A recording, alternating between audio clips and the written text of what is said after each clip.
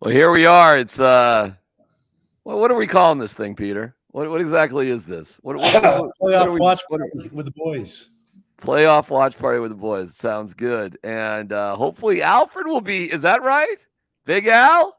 Big Al. We're gonna get a little Big Al DMac reunion here for the first time in like 5 years. Wow. Is that legal? I know it's fine by me. It's okay by me. So if it's okay by Al, it's okay by me. Maybe we should call it pulling up to the boys. That sounds good. I Yeah. like it. What is going on with your voice, brother? Coaching. Oh Giving my back to the community. God. Oh my God. Giving back to the community. So why are you screaming so much at your kids? What are you doing there, pal? Poor coaching. Poor coaching. Poor coaching. Are you guys out? You're not outside, are you? I know you're coaching lacrosse, and I know I'll help you out here a little bit, Peter. You're coaching lacrosse, varsity coach at Denver South. Are you outside at this point, or are you guys still inside in the gym? We're playing indoor games, practicing outdoors. Oh, you are. So were you outdoors today? Yep. Wow, turf fields. I was. Oh, not today. It was a couple days ago. Oh, okay. Well, why don't you say the best that you can, my friend? What's coming up here tonight? Who's going to join us theoretically? We have an all-star cast. We have Alfred Williams. Explain who Alfred is. What's that? Say again. Sorry. You explain Alfred. Alfred is one of the. You explain Alfred. You explain Alfred as being one of the best human beings in the world. You start there. And the best personality around, the best husband, father, friend. I don't know. Anything that has best, put that in front of it, and that describes Alfred. How about that? Golfer. Not the best golfer. Good long game. Disaster short game. But if you're golfing and he's on the course with you, you know it. Oh. There's no matter who you think has a big personality, if Alfred's in the right mood, and I've been around Al a lot when he's in the right mood, he is always, rightfully so, the biggest personality in the room, no matter what. No, even when he's on your force. Yeah. Is that? Oh, there's our guy, Vic. Vic's going to be here in a second. I see him. So we'll get Vic going here in a second. And so who else? Alfred, of course, we look forward to. We're going to have Vic in a second. Marvin Lewis. What's he doing now? He was with ASU, but I assume he's not now. No, he's still with ASU. Oh, he is? Oh, okay. Was with the Raiders this year, too. Mm-hmm. And he's going to talk about playoffs. All right. Wow. Playoffs. And then Albert Breer. I'll help you out here, Peter. Albert Breer a little bit later. Jordan Schultz. Sports insiders. Dr. David Bruton. So... Dr. Victor Lombardi. There's Vic. Wow. There's Vic. Fancy. Now, Vic. Yeah. How come do I have to turn mine this way? Yes, I think you have to turn yours that way. Yes. There we go. There you go, son. There you go. Now, Vic, is the TV working? Yeah, I got the television on. I got the simulator on.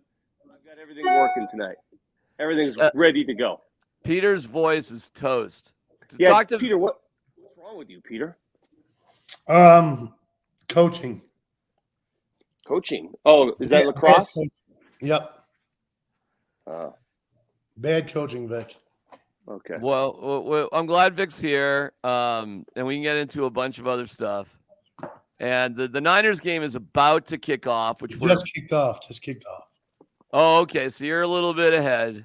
God, Peter sounds like shit. I know. It's funny, Vic, because the girls think it sounds sexy. No, it sounds like a duck that's dying. The girls say it's sexy, Vic. Hey, last time how you doing? Make predictions. What's that? Say that again. What's that? We did not make predictions last time. Oh, I'll make a prediction. The Niners are going to kick the Packers' ass, just like the Ravens did to the Texans earlier today. That's my prediction. I hope not. I hope Jordan Love shows us something tonight. You know, if Jordan Love can go into San Francisco and win this game after going into Dallas last week, How'd you like to be his agent, Peter, if he could do both of those things in 1 year? Well, he's got a deal for next year already. Yeah. Okay.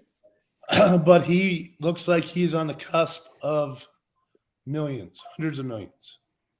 I mean, think about that, though. I mean, how would you like to be on that precipice? Again, if you could prove it in the playoffs, which means everything in this game, it means everything, especially at that position. Mm-hmm. That's where you make all your bank. That first pass was shit. Yep, that was garbage. He throws way high to Aaron Jones. The divisional round separates the contenders from the pretenders. Yeah. You know, I just think as a quarterback and 7 first-round quarterbacks in Brock Purdy, I think you've done all right by getting to this divisional round, frankly. And what happens from here, I don't know. So many good players, so many good teams. But I think it's a fair expectation. If you're any good, you get here. You get to the final 8 as a quarterback. You did it. Yeah. That's good. And you go from there. What do you guys think? Oh, I agree with you. I mean, this should be, if you consider yourself a quality franchise, this should be the expectation. Yeah. I agree. Making the playoffs, fine. Getting to the divisional round, to me, is like, we had a good season. Not a great season, but we had a good season. I think teams that make it to the divisional round can say, all of them, they're a couple pieces away. I totally agree. That's when you draft. That's when you draft a cornerback. I mean, that's where you get the necessary pieces to complete your team. Hey, Correct. why was Peyton Manning at that Baltimore game today? He takes Marshall to games. Marshall loves football, and he just asked this. I think, because I know a couple of coaches that coach with Peyton, and they've just said, Marshall just says where he wants to go, and they go there.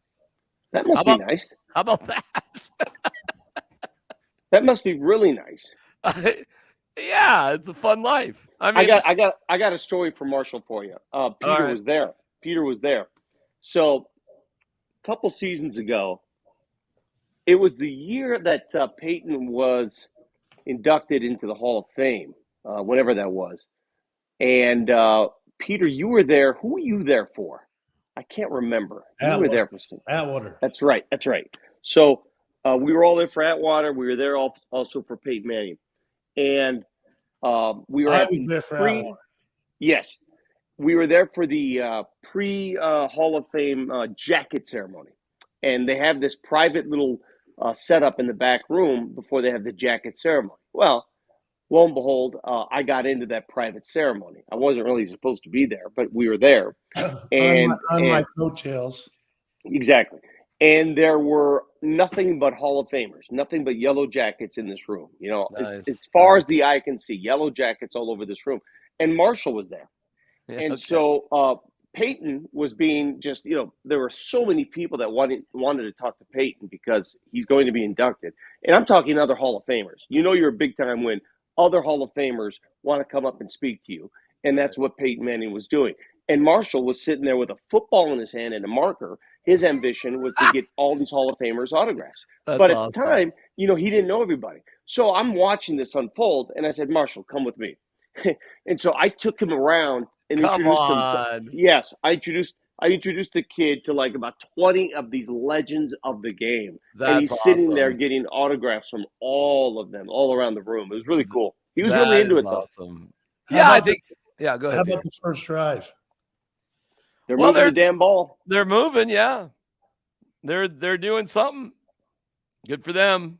I mean, they got it at the Niners 45. I think I'm a little bit behind you guys too.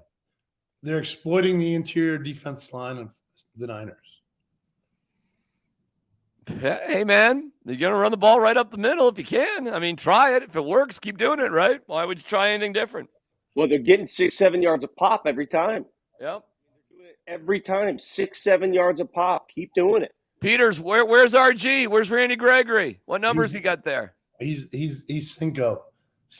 Number 5. I see him. Yeah, Cinco. Okay. Who does Jordan Love remind you of? As a player? Yeah. Well, God, there's a lot of comps. I mean, I don't know if there's one particular comp that comes to mind. What about you? Who comes to mind when you see? I think he kind of reminds me of Aaron Rodgers. Exactly. Exactly. Doesn't he kind of look like him? Yep. This Green Bay running game right now, very rarely do you see teams dominate San Francisco on the ground like this, but my goodness, every run they've tried has gained a lot of yards. And running right over Boza. Wow, look at this. 6 for 32, 5.3 per. Crushing it so far. Goodness gracious. They don't look like they're stopping them. God, the weather looks so much more pleasant there. I know it's raining, but that weather in Baltimore just gave me chills watching those poor people. They're asking for snow shovelers in Buffalo again. Yeah. Jesus, really seriously, what was I thinking? 5.5 years there? I mean, really? God damn. Which is worse, snow or rain? Cold rain. Cold rain. It's all relative, though. It's very relative, DMac, because when you're there and you expect that kind of snowfall and you get it, no big deal. When I lived like in Austin, Texas, they had those 2 months where if there was a rainstorm, an ice storm, it would shut the city down. Shut it down. Yeah. Well, Vic, were you at the Super Bowl in Dallas with the ice storm? I remember that. Shut it down. Same circumstances. Yeah. We were at the hotel, and the hotel was like 2 miles from the convention center where Radio Row was, and they had a shuttle driver. That's his job. And we go down the lobby. We go, well, we need to go. And he goes, fuck no. We're like, what? Hey, Peter, wasn't that the Super Bowl, Peter, where you partied with Owen Wilson? It was at the Jerry Jones Playboy party. Okay, yeah. You got to hear this story. So Owen Wilson, the actor, right? Owen Wilson, who's a man of many trades when it comes to Hollywood. He's done comedies. He's done a couple of dramas. He and Peter Schaffer ended up hanging out together, and that would have been something to behold because you guys have absolutely nothing in common. But what was that like? Well, we have this great sense of humor in common. Oh, man. Oh, jeez. How is that not a PI? Yeah, there's a flag, PI. Green Bay's going to have it first and goal. I see Alfred in the waiting room. Are we letting Alfred in, or what are we doing with the big guy? Vic, I want to show you something while we wait for Alfred. Yeah, show me. There he is. What's up, guys? Alfred! Big Al. Alfred! What you guys doing? I'm in the middle of making dinner for the family. Hope everybody's well. Where are you in a tent or are you in a kitchen? I'm in my garage actually. You're in your garage. I love it. Are you barbecuing? That's awesome. I'm barbecuing. That's fantastic. But watching the game too. You know, it's early. A lot of boots, a lot of play action classes that are happening, and that's what I expect. Hey, what's the number in your house tonight for dinner? What's the crowd like at your house for dinner tonight? Tonight we are at 5. Oh, well, that's it's a light night, but I mean, that's all right. Yeah, I'm at 5, but I'll show you what I got going on, man. It's a nice night. Let me show you. All right, let's see it. Let's see. So it's about 4 minutes. So here we are. Hey, last year I was at a party with Alfred, and his wife makes the best catfish I've ever eaten in my life. Christina's the genius. So nice setup. Look at Big Al's setup. Oh yeah. Oh, Vic, have you never been over at Big Al's house? Oh no, but his porch looks nice. Oh yeah, man. Oh yeah, man. It's nice. Oh yeah. Really nice. Yeah, Al's got Al crushes it. Yeah, that's what a couple of Super Bowls will get you. What's crazy is that during this time of year, all of these games don't really come down to anything until halftime. Yeah, it was 10-10 Ravens and yeah, that was a great game. Big stop. Yeah, so that's what's going on. But I kind of like watching it and going in and going out because the Broncos are not playing, so I really don't give a damn. That's about right. Hey, are you pulling for the Niners though? I mean, we got a lot of connections there. I am. You played for the Niners. I'm pulling for Kyle, man. He's such a good dude, man. I've known that guy for such a long time. Right. That it just feels organic to actually just to see him and the family, and Mike and Peggy have been so good to me and our family. It's just a fantastic deal. Alfred, you played for the Niners. What's that? You played for the Niners. I did. But I also played for the Bengals. I don't root for the Bengals. Hey, Al. Yes. Al, you want me to show you my new toy? Uh-oh. Yeah, let's see it. Uh-oh. Check this out, baby. Check this out. Nice. You'll only lose by 6 this time. Oh, come on, Al. Come get some here. Come get some, Al. See that? Come Nice. get some, You still Al. got that same raggedy ass swing, though. How long have you had that, man? Got it for Christmas. I bought it as a Christmas present to my wife. She never uses it. That's great, Vic. Yeah. Al, you don't have a simulator, golf simulator? That is. Yeah, it's called YouTube. You know, so it's weird trying to get this camera to stay. But my agent extraordinaire is sitting there, and I know he's got laryngitis. I called him earlier. I know he can't talk. He sets this whole thing up to host it, and then he can't even talk. Right. Don't worry about it. You got 3 talkers. That's true. Right. We're good right now. Peter doesn't really matter all that much right now, but that's fair. You know what? You know what all of these guys that are playing in the playoffs have? What's that? All of them have a quarterback. Yeah, baby. Sure do. All of them have a quarterback. Well, guess what round they drafted those quarterbacks in? They drafted Brock Purdy in the 6th. 7th. Hey, but aside Al. from that, Al, I was driving around town, I think yesterday or the day before, and I heard you say something on your radio show, and I could not agree with you more. What's that? You said something that hit home. You said, if Sean Payton took a job that the goal was to make it work with Russell Wilson, to make it work. Well, if he couldn't make it work, give him the job. What's the point of giving him the job? In a roundabout way, is that what you said?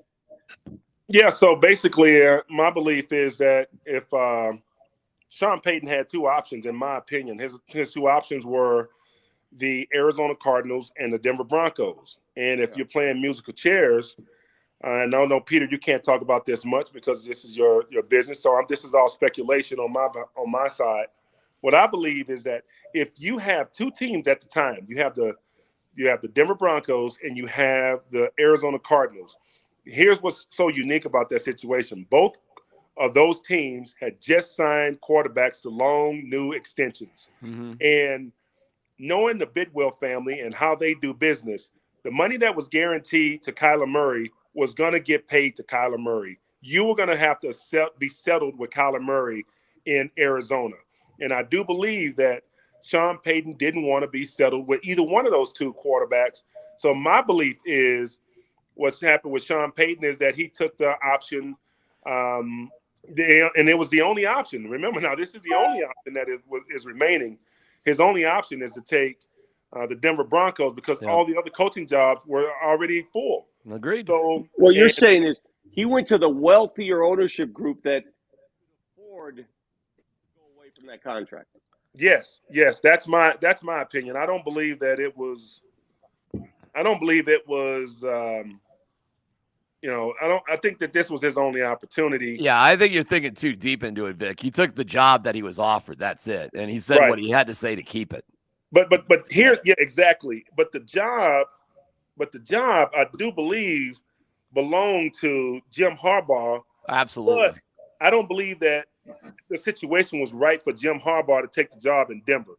That's the hardest thing for me to, because I do believe that he's a superior coach and he's okay with morphing ideas to match his quarterback and their play.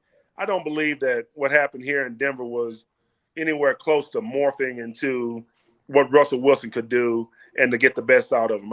That's just my own personal opinion. So are you optimistic for the future or not then? Because I'd like to see Russell Wilson back, but it's going to work because of what we've done. There were a couple of times this year where Sean Payton really just didn't feel right. It just didn't feel right that he, yelling at his star quarterback and, it just didn't feel right. He never wanted him. Never He wanted the job. He didn't want Russ. He Yeah. just wanted the job. And he was telling the guys behind the scenes that it wasn't going to work for weeks before they made that decision. Come on now. Right. And remember now, this was also like, you have to remember, this was about a year ago when Sean Payton, there was a report that Sean Payton didn't want the job in Denver. And he was actually in Arizona when the report came out. Right. Remember that? Yes.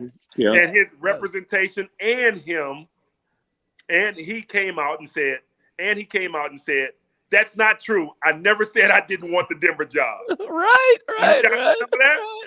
Right.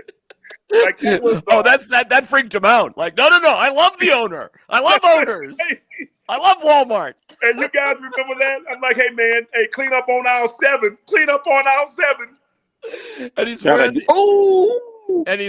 was a pick six. Yeah, Green Bay should have had a pick right there. Pick six. He was wearing an orange tie on TV. He was, man. All right, well, I mean, it's done now. It's done now, yeah. What we have left is a jigsaw puzzle like none other in the NFL, where you got $85 million. This has never happened. Like, hey, Al, they're going to draft a quarterback this year? What they're going to do? They should draft a quarterback every year until they get a quarterback. Thank you.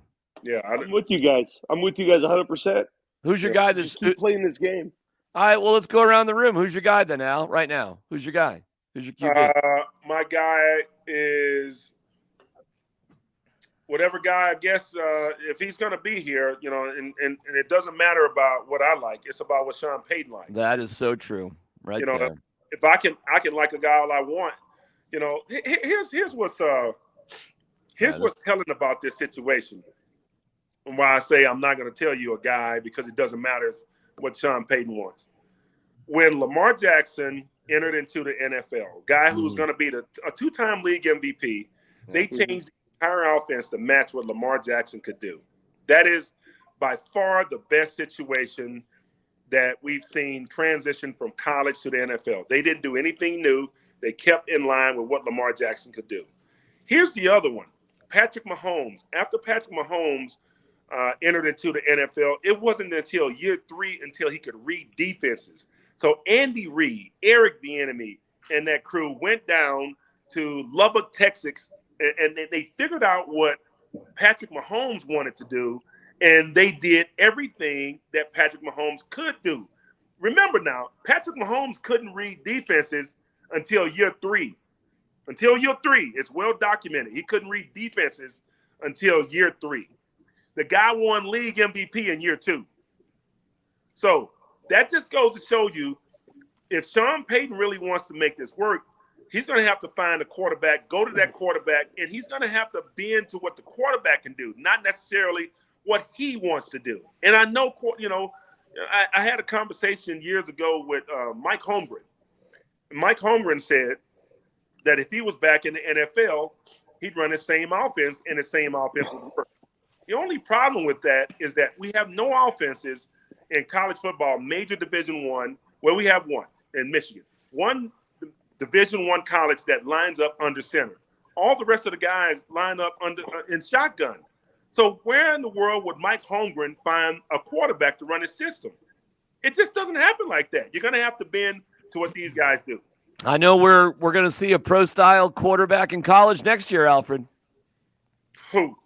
University of Colorado Buffaloes with Pat Shurmur and Shadur Sanders. No, man. Get ready for it. That dude's going to be in shotgun, and he's going to throw the ball 50 times a game. You're talking about is really hurtful at times, because I love the university, but, it feels like, is it killing you? It feels like for most of the season, we didn't give our offensive line a chance to really play big boy football, and I think that's going to happen again. So, where do you stand on the Zoolander show? The what? Zoolander show with Shiloh and Shadur on the runway. Oh, I love it. I love it. Yeah, I love it. Anytime these guys can make money and advance their brands, I'm down for it, man. I'm not one of those guys who don't believe in free enterprise. I'm just the opposite. I'm the guy that believes wholeheartedly in it. Vic, where were you with that? I don't know where you were with the catwalk stuff. Well, I think it was a simple solution that Deion Sanders could have avoided all of this. If you knew your kids was going to be at some runway in Paris, don't hold that damn meeting when they're at the runway in Paris. It's That's pretty fair. simple. That's an Because easy you don't solution. you don't have to hold a friggin' team meeting in January that's viable for the season. Just wait till they get back, and that way you avoid all of this controversy. I saw Dion was striking back at all the haters, and it's just like, wow, man. Like, what is I don't going? mind them going. I don't mind them going at all. I just think it's easy to avoid. It's easy to avoid. Just move the meeting. Totally agree. The NCAA doesn't care when you do stuff, but you have a certain amount of time to do stuff. Just move it to the next week. No big deal. All they had to move it was just 2 days. They were at the game last night. 2 days. The CU women's game. Yeah, just move the meeting. 2 No days. big deal. You move it 2 days. There's no hubbub. Everybody thinks it's cool. Nobody cares if your kids go to the. Vic, I agree with you. Going the first day of college semesters. I just hope my kids can finish. Hey, I really don't care. DMac, Yeah. I get invited to walk a lot of modeling and fashion runways all over the world. So I have to miss some things, but I make sure I pick and choose. Hey, if it's Hornets Nuggets, you can't be in Paris. I mean, you got commitments, Vic. Why do you have a problem with it, DMac? I just think there's championship habits and there's not championship habits. And I don't like daddy ball. And I think that was a big case of it. Hold on. So you think the championship habits happen in January? I do. Do you really? I do. I remember, like what's happening. What's happening? I heard one of the callers on the show, on our show, said that those guys missed class. I don't think people out there understand what happens with college football anymore. Nobody in college football goes to class anymore. Yeah. What do they do? All of their classes are online. I know. It's crazy. Really? All of them. It's crazy. I know firsthand. That with all four of us, right? Yeah. I mean, that's my kids. But Dylan's still in school and he barely, I don't know. So he does have to go to some classes, but it's just different. So I'm not bothered by that. That actually doesn't bother me whatsoever. Yeah. Go ahead. Sorry. I think the team meeting, though, bro. I think the team meeting is, I think it's a bunch of bullshit, to tell you the truth. I mean, why do you need to go to a team meeting in January? Well, but that's what Vic's point is. Just move the team meeting. Don't have a team meeting. You know why they have a team meeting in January? This is part of the problem, DMac and Al. This is part of the problem because it's all part of the TV show that they're putting together. And everything is orchestrated, and everything is part of it. That's exactly what it is. All right, hey guys, we're producing this. Have the cameras ready. We're going to address the team. We're going to talk about this. It's all behind the scenes. It's all constructed as a show.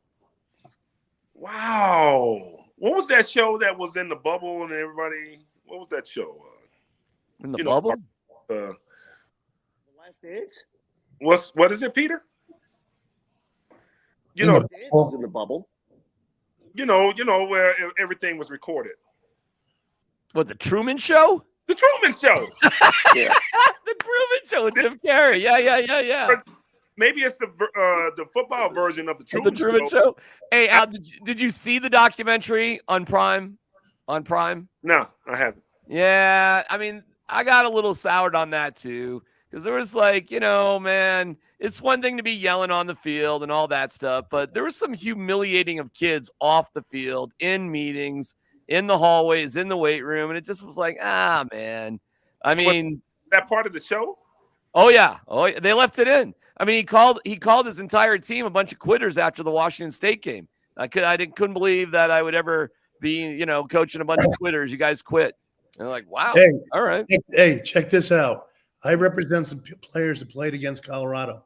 They got scouting reports off the TV show. Oh, I believe it. All right. Well. Yep, they were able to see that when Shador pats the ball, which way he's going to throw. They got scouting reports off it. Hey, there's a price to pay for fame. Okay, we all know this. Everybody wants a piece of fame, and it's a beautiful thing because with it comes money, comes popularity, comes a lot of things. but there's always a price to pay for it. And when you pay that price, you can't make excuses anymore because it's your decision to do what you do. But I agree with you on with this, Al. It's January. It's a 24-hour news cycle. The way these boys are going to play in August has no impact on what they do in January. Nothing. Right. We're not even going to remember this. It's not even right now. It's a story because it's all we got. Come August, we're not even going to remember it. No, I don't.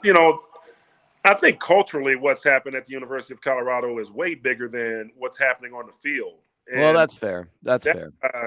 I mean, we got Deion Sanders winning Sports Person of the Year. I mean, we had a 4-8 record, bro.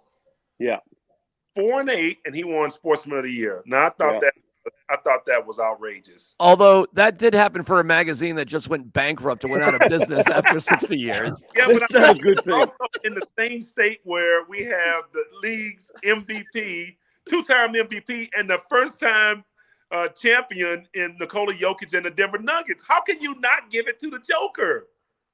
Oh, well, that's a different. Yeah, I'm with you on that. That's for sure. I'm like, man, I think Deion's a great dude, man. I've been knowing him since 1991. Yeah, but now does he know how to coach?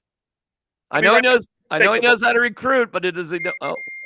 Oh, else, By the way, we're not mentioning anything about the game. It's 3-0, 2:33 to go. That's what I got. You guys are ahead, and Packers are driving again.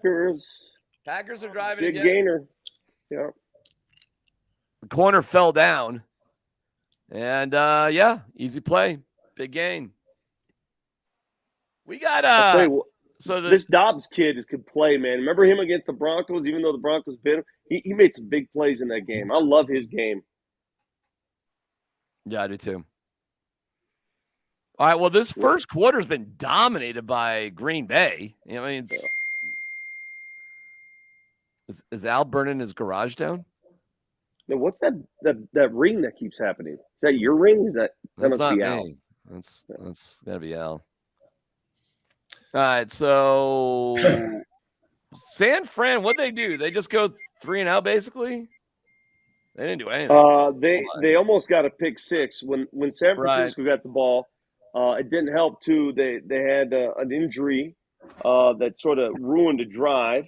And then there should have been a pick six. They were lucky to get out of that without a pick six. Yeah. And they just punted it away. Fellas, they got to survive. They have to survive. They have to survive until halftime. If they can survive until halftime, they have a chance to really put the hammer down on this Green Bay Packer team. But remember, Green Bay played last week, man. Like, people don't understand what it's like to stay in rhythm and to play the prior week and then come into this week, because those guys in Green Bay, they're playing as well as they can play. They don't belong in this situation right now, and the 49ers will make them pay. Guaranteed, the 49ers will make them pay. But they're out of wits, if you will, because they didn't play last week. It's a big deal. There's very few teams that can come out and dominate with the week off in the playoffs, because this is the best of the best. What is that guy doing to Christian McCaffrey's He's rubbing his leg, his thigh. So Christian's got a little something going on, huh? Well, Deebo Samuel has got a head injury. He's being evaluated right now. It looks like he may have been concussed on the opening drive. Well, that ain't good. Well, I should go watch the game too with you guys. Well, wait a second. You're not watching the game? No. I told you I don't watch to the third quarter. It's just my Wait. We're doing a watch along, and you're not watching along? Not till the third quarter. I just finished mistakes, letting them rest. Peter, what kind of program are you producing here? Alfred's doing a watch along where he's not watching the game. What happened, Peter? He's gifted. But I can multitask. Hey Al, the problem with my simulator, you can't use it if you're over 6'1", you hit the ceiling, so you can't. Big guys can't use it. I love it. You got to be a small guy like me. That's the best simulator ever. Vic, it's a shame the way that you flaunt your wealth. I ain't flaunting anything. I'm just. Hey, I'm getting you ready for golf season, brother. You me this year. You me, baby. Alfred. Hey, Alfred, hey, you Vic, can't Vic, do what? I've learned at my new spot there. Vic is the man. Vic walks on water, Alfred. I'm telling Hey, you. Al, you got to see. I was with Al when he had a hole-in-one a couple of years ago at Raccoon Creek, Oh yes, yes. and he dropped that sucker in, and we were more excited than he was. I've never seen someone so cool and chill over a hole-in-one. Which one was it? Was it the one over the water? Yeah, over the water. Remember you Wait, side spun it in there? It was Wait, sweet. did you just say which hole-in-one was it? Well, he's had multiple. Yeah. Yeah, I mean, was it the long part 3 or the short? No, it wasn't 17. It wasn't 17. Okay, This was number 4, number 3, number 4. Number 4. Yes, that was a good day. It says in your golf group, who's the biggest shit talker? Al's the biggest shit talker. Without question. Yeah. It's not even close. Alfred, do you Al's remember? the biggest. Alfred, do you remember where you met Prime? Yes, at the Nike Slam Dunk contest in Boca Raton, Florida. And who got you in that? The agent extraordinaire, Peter Schaffer. There you go. Yeah, you know, I sure want to have. Are you having a beer, DMac? No, I'm on a diet again. I'm having like water. Oh yeah, I'm on dry January, so I'm like, please don't do that while I'm. No, it's La Quab something. How do you guys do that? How do you Water like? My thing. wife's doing this right now. This dry Jan. How do you guys go a month? Like if I can't go a day without a glass of wine, a month. There you go. I'll tell you you know, it's a good exercise just to see where you're at. You know, I don't have the mental wherewithal. Hey, Vic, nobody likes a quitter. Vic, Nobody I've likes seen you go more than a month without alcohol. What, Vic? Absolutely. I think so, Al. When did Vic go? No, I don't think so, bro. Yeah. When I was sick. Yes, exactly. No, I still squeeze some of that. Don't worry about You it. did? Oh hell yeah. Really? Hey, Al, Peter knows this. In my family, wine is not considered alcohol. We're back. Correct, Peter? Absolutely. Nectar of the gods. No, it's not alcohol. It's just like a drink. It's like juice. It's like Tang. Look at this. There's some going on here. They just got to hold on, man. They just got to hold on. Well, the Packers are doing great. The Packers the first quarter is basically done. They had an outstanding first quarter. Yeah, They are running the ball again, all over them. If the 49ers can hold on till halftime, they'll stomp them. Well, 10 rushes for 43 yards. Alfred. Jordan Love, 7 of 11, 68. Chase Young cannot get cracked sweet. A wide receiver just blocked Chase Young. You know, it depends on what the defensive call was. If it was a stunt that put him inside, then he has no choice. But if you get blocked by a wide receiver and you're the edge man on the line of scrimmage, you have no awareness. Well, it can't happen. Correct. The Packers just the Niners had one drive, 5 plays in the first quarter. That's it. Yeah. Packers just kind of dominated everything right there. Let me see time of possession. Must have been crazy. Time of possession. 11:47 to 3:13. Packers over the Niners. Wow. Hey, you got to believe me here. They just got to survive. They got to survive it. If they can hold this team to a field goal here, sky's the limit. Hey, but Al, is anybody as good as Baltimore, seriously? And is any player as good as Lamar Jackson right now? Man, I'm so interested to see this game tomorrow. Tomorrow's game between Patrick Mahomes has never played on the road. Like, that is I think he's like top 5 all time in playoff wins, and he's never played on the road. Think about that, man. That's crazy. That's crazy. That I've seen in a long time. If the Chiefs can get a win at the Buffalo Bills, I'm telling you, that ticket is going to be the hottest ticket of the NFL season. That ticket will be hotter than the Super Bowl ticket. Well, yeah, hey, you know what, though? I don't know if you caught this. The hottest ticket in the playoffs? Detroit. Detroit, yeah. $1,100, $1,100 to get in the door. Damn. But you know what? And Patrick Mahomes playing at Baltimore against Lamar Jackson when Lamar Jackson's going to win a league MVP. Hey, man, I don't know. That may be a game that I may want to go to. I may want to see that in person. You better call Peyton. Better call Peyton. Oh, well. Peyton's there right now, huh? Peyton will get you tickets. I think the world wants to see the 2018 draft class highlighted. They want to see Mayfield move on. They want to see Josh Allen play Lamar Jackson. Come on, man. That's what we want. 2018 draft class. Wait a minute. So Baker Mayfield was number 1 in that? He was 1. Allen was 7. And Lamar was, what, 31, I think? Yeah, that was Bradley Chubb. At one number was Bradley Chubb? 4? 5. 5. Okay. Yeah. And we remember that moment, don't we, Alfred? Oh, my goodness. Dude. I remember sitting in the back of the room at Bronco headquarters. I'll never forget it.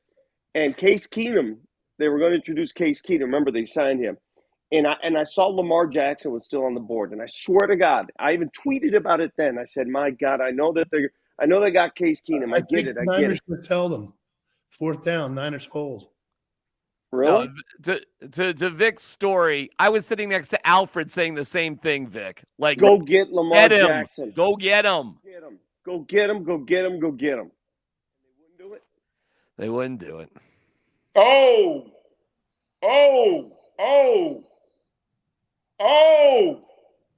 He didn't get it. Need Kelsey. Wow. Wow, that's a big stop. If you're a Green Bay fan, you got to feel like you got to vomit right now because you've had the ball in the red zone the twice. referee gave it to him and then took it from him. Boom. The side judge gave it to him, and Where's then the red he took it flag? from him. Where's the red flag? Red flag. He didn't get it. Oh, no. I'm telling you, the side judge gave it to him, and then he walked it back. I think you're right. I think How Al, can you're you right. even see? How can you even see in that mosh pit of humanity where the ball is? That's crazy. They just gave it to him. Oh, well, no, wait, hold on a second. They didn't give it to him. No, they didn't. That is a Throw the red flag. Throw the flag. It doesn't matter right now. Oh, my God. Holy cow. And this is what I was telling you. They just have to hold on. Throw the flag. Yeah. He didn't get there. You got to throw the flag here. They're not throwing the flag. Man, I don't understand. This is where football loses me. We're in 2024, and you got a chain gang telling me if a team is – how do you tell? I don't think he got there, man. I don't think he got there either. DMac. But you know how you tell? That camera angle right there, that is the only source of figuring out if you got the first down.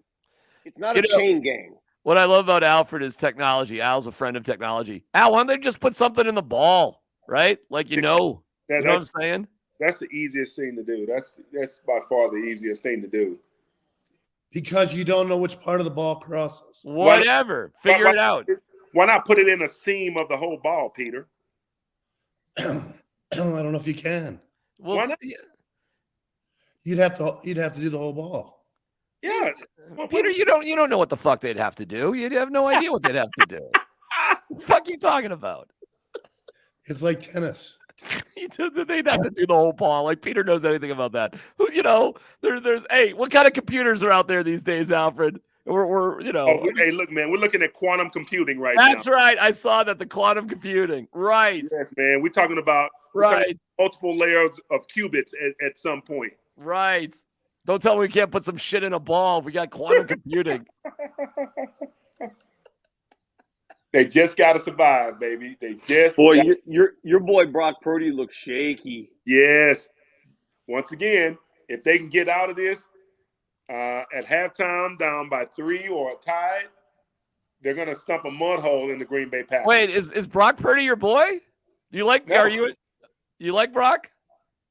No, because I like first rounders who end up being big time first rounders. That's right, because we like We like the Avenger stories, not the Disney stories. Yeah, I don't like comeback story. I don't like that story. We don't need fucking Rudy out there playing quarterback. Let's go. Isn't Christian McCaffrey a comeback story? No. Christian No, McCaffrey is a superhero as it gets. Dude, what are you talking about? He wasn't doing this in Wait. Time out. When was Christian not a superstar? Just let me know. Last 2 years in Carolina. Oh, stop. He was hurt, and he was still a superstar, and he gets paid like $20 million a year or something for a running back, which is a dying breed. Niners changing cleats right now. The Niners are all changing cleats. Christian's a great guy, by the way. I'm not trying to hate on Christian. He's just not an underdog. That field, man, at night. Why is that? What's the deal with that field, Al? All the time, that San Francisco field's always a problem. Santa Clara. Say it, Vic. That's where it is, Santa Clara. Yeah. So at night, what happens there, man, is that all of the water or something just gathers, man. Like when we play the Candlestick, because the practice field where they are right now is right next to the stadium. I mean, it is next door to the stadium, right? But the practice fields are tight, and the stadium field is not the same turf. It's not the same turf. Well, you remember for the Super Bowl, they put in a new turf like 2 weeks before the game. It was like a slip and slide out there. Look at this. This is amazing. Here it is. Now, if I was Green Bay, I would not be an agitator right now. I'd get back into the huddle. I just keep it as it is. I do not want these guys playing inspired football. Give me a prediction. How many yards for McCaffrey at the end of the night? Like you see yeah. Total yards, Christian McCaffrey, I have 130. Yeah, that's good. That's a good number. I think like 80 rushing, 50 receiving. Oh, I think he might get 130 just on the ground. Uh-oh, he's got a left hamstring issue. Oh, well, all right. Never mind.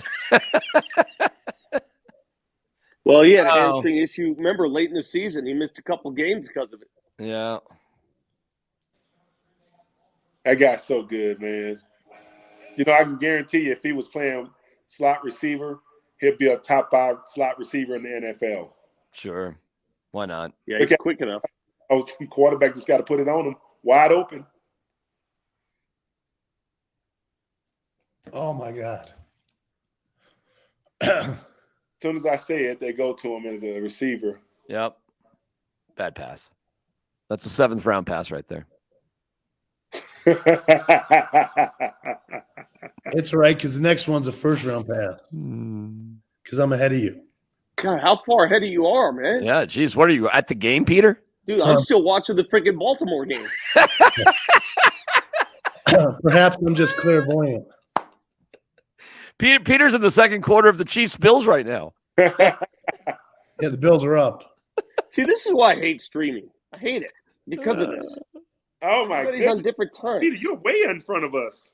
Hey, Al, back off. Vic is about to rip on Comcast. Go ahead, Vic. What do you want to say? No, I'm talking about it's just not just modern television.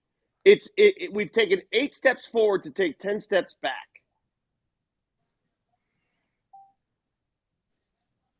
And dead silence after that comment. Hey, what I'm always paying attention to is all of the glitter in front of the second level in the pass. Like how do guys create that little distraction for the guys that are dropping for those guys to get to the second level behind them. I've been paying attention to this for I don't know since 1987, and it's changed every year how they get the linebackers to bite up. It used to be run. Now they just do like a shallow cross, all kind of ways just to get the attention of the linebackers' eyes. And then as soon as those linebackers think they're going to run up and make a big play on the guys in front of them, they just throw the ball behind them. It takes so much incredible patience if you're a linebacker just to stay disciplined and stay with the drops. That shouldn't have been. Hey, what do you think about the Bronco linebackers? I think they're good, actually. Which ones are going to be still there? I think Josie Jewell is out. Gone. I I think he's out, but One left.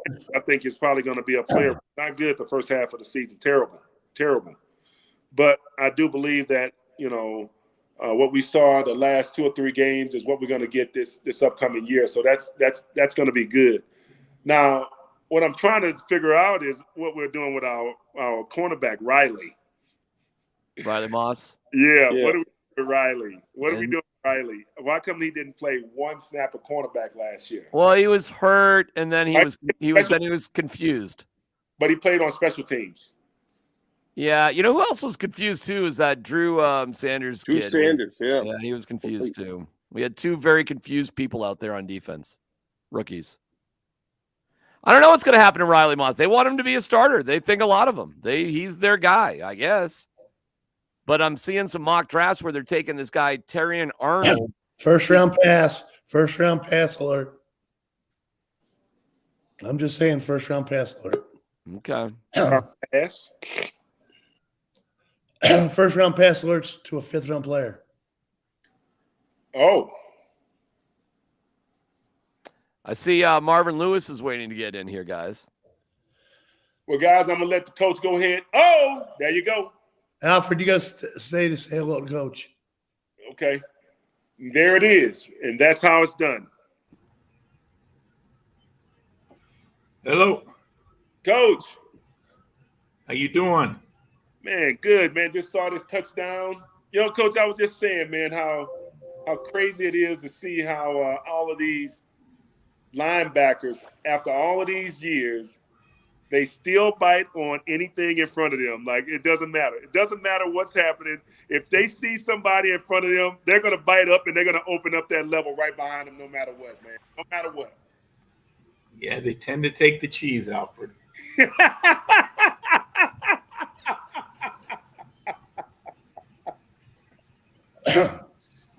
Look at that. Let me ask you something, Coach. On that 4th down and 1, you go ahead and take the field goal. Well, I don't know if you I don't know if you run the sneak if you're not good at sneaking. That's the only thing I would say. You know what I mean? Right. I think when you get in that situation, give them more than at least hand the ball off in front where you got a lead blocker or something like that sometimes, unless you're good at sneaking the ball, Yeah, no doubt. But in today's football, man, particularly early in games, these guys always want to score points, because they don't want to answer the question afterwards why you kick the field goal if you lose. But you answer the same question when you lose, no matter what. The only way you win is to win. So figure that out.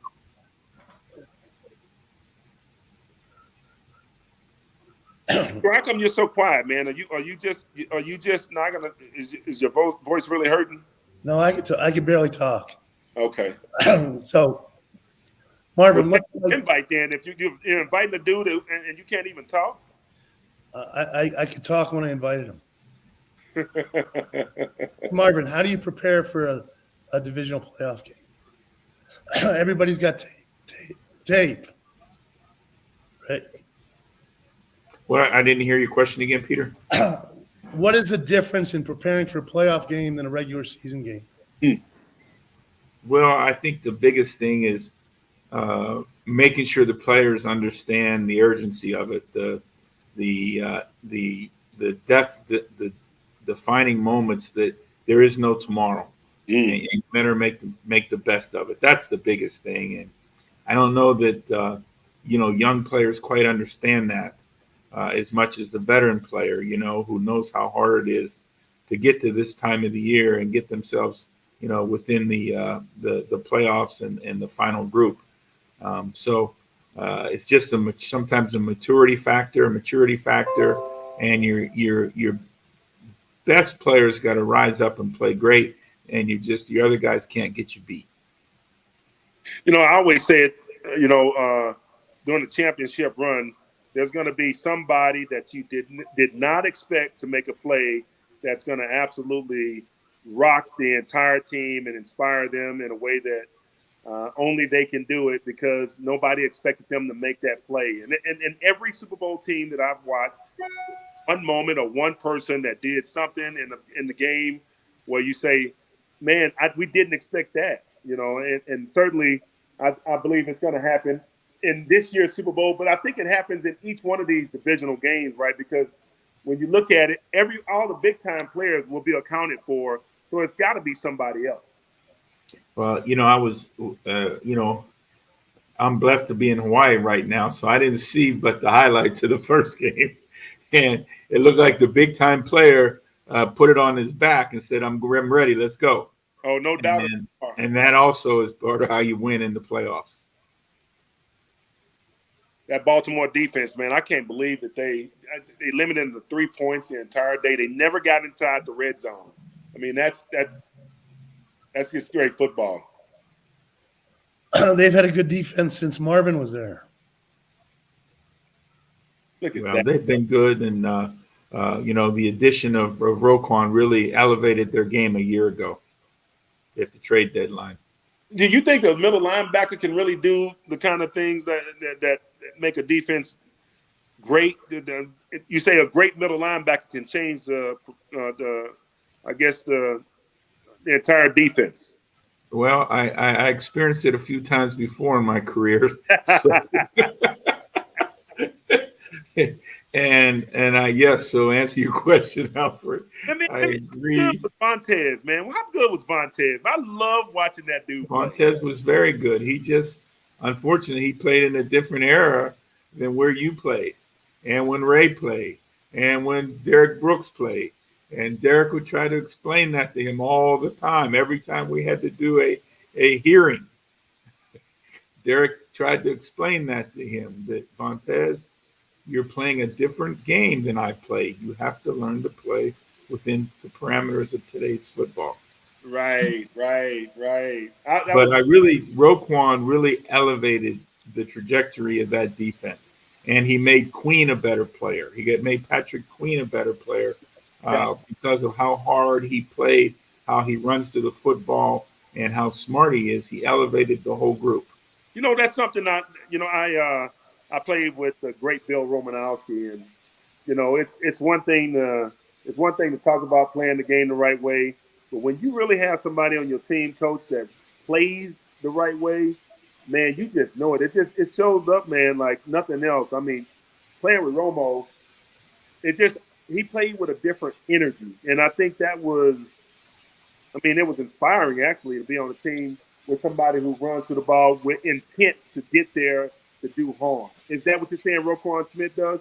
Yes, he really did. And Bill learned that with his foundation in the NFL, where he started with the 49ers and that group of linebackers that he played with. So I was there in camp with the 49ers as an intern coach when Bill was a rookie.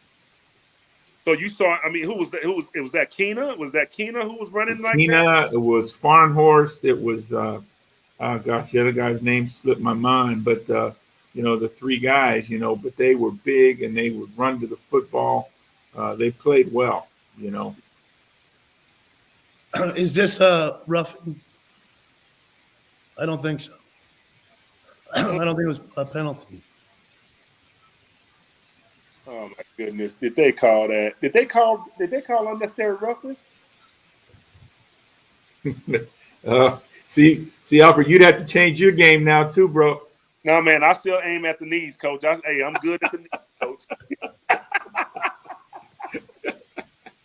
Hey, look, these quarterbacks these days, I tell you what, man, I can't wait to see how they call the game tomorrow night. Tomorrow night, seeing that game between Patrick Mahomes and Josh Allen. Both of those guys last week took off running. Josh Allen gave a half slide and ran it all the way for a touchdown. Patrick Mahomes, I can't believe this dude dropped his head and tried to truck stick, run over a player from last weekend. I just thought, I don't even know how to play these quarterbacks anymore. First of all, you say you can't hit them, and then you get in a situation where they're running with the football, trying to run through you. Yeah, man, I'm not down for it.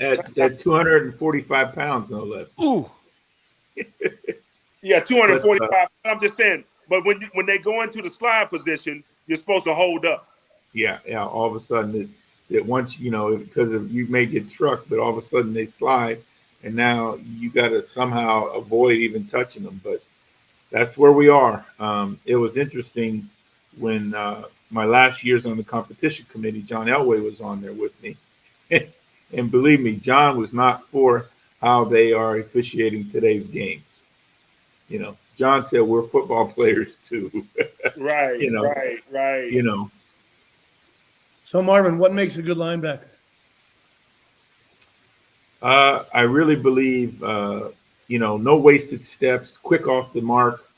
He's got to have hip explosion, extension, and discipline with his eyes. There you go. Guys, my family's saying it's time to eat. I'm going to get out of here. All right, Alfred. Have a great football weekend. Hey, love you, big fella. All right, man. Good to talk to you. Good to see you. So are the linebackers better today than they were 20 years ago? Well, I think across the board in today's football, they've got to be more athletic. I think a lot of the great linebackers could play in today's game because they're all smart enough and could adapt. But you don't have the old-fashioned, big, strong middle linebacker anymore that was in yesteryear football because of the formations and so forth. Hey, we see the Packers. Coach, I'm Darren McKee, DMac. I'm a pal of everybody's here. You don't know me, but that's cool. My kid went to Arizona State, so, forks up. I'll give you that. Forks up. Well, no, I got this. I got the shocker this week, bro. All right. Hey, and my other son's best friend was a pitcher, Harry Gustin from the University of Hawaii. So We'll go there, and he got drafted by the Padres. So we're good all over. The Packers in the red zone here. The Broncos were brutal in the red zone. What do teams that struggle in the red zone do, and what do teams that are successful in the red zone do, especially inside like the 10, 15-yard line? Well, I think, first off, I think the teams that struggle in the red zone probably don't do a good enough job combining the run and the pass and making the defense defend both. They generally get one-dimensional, whether they're always going to try and run it in, they're always going to try and throw it in, and they get one-dimensional. The best red zone teams really keep pressure on you, run and pass. The field gets shortened, but they have a way to make you defend the entire field down there. Man, this game is just slowed down. Do you like the pace of this, Coach? Well, I got it behind me. I have to turn my laptop around. Oh, all right. But that's okay. But no, I do think the league office is really wants the game to get sped up, and I'm sure that it'll be another point of emphasis again this year. After this season, because they have had some brutally long games this year, and longer than they want. So Marvin, you were on the competition committee for all those years, and we watch it. Everybody complains about this, complains about that, but the people on the committee are genuinely interested in making the game better, right? Yeah, they're usually given a task, to study, to meet on, talk about, discuss, and come up with direction on what they think is the best way to move forward. And a lot of time it does involve making something simpler for the players and coaches to understand better so that the officials can do their job much easier. All right, I'll give you one. How close was just getting rid of kickoffs? Seriously. And the idea of just you score, you get the ball, it's 4th and 15 at the 30 or whatever, something like that. How close was that? There was always, when a rule like that comes up and it came up, there's always the pushback from the teams that already have a great returner. Okay? So there's going to be some pushback. So then they try to do the compromise. How can we compromise this? Then they involve the kicking game coaches.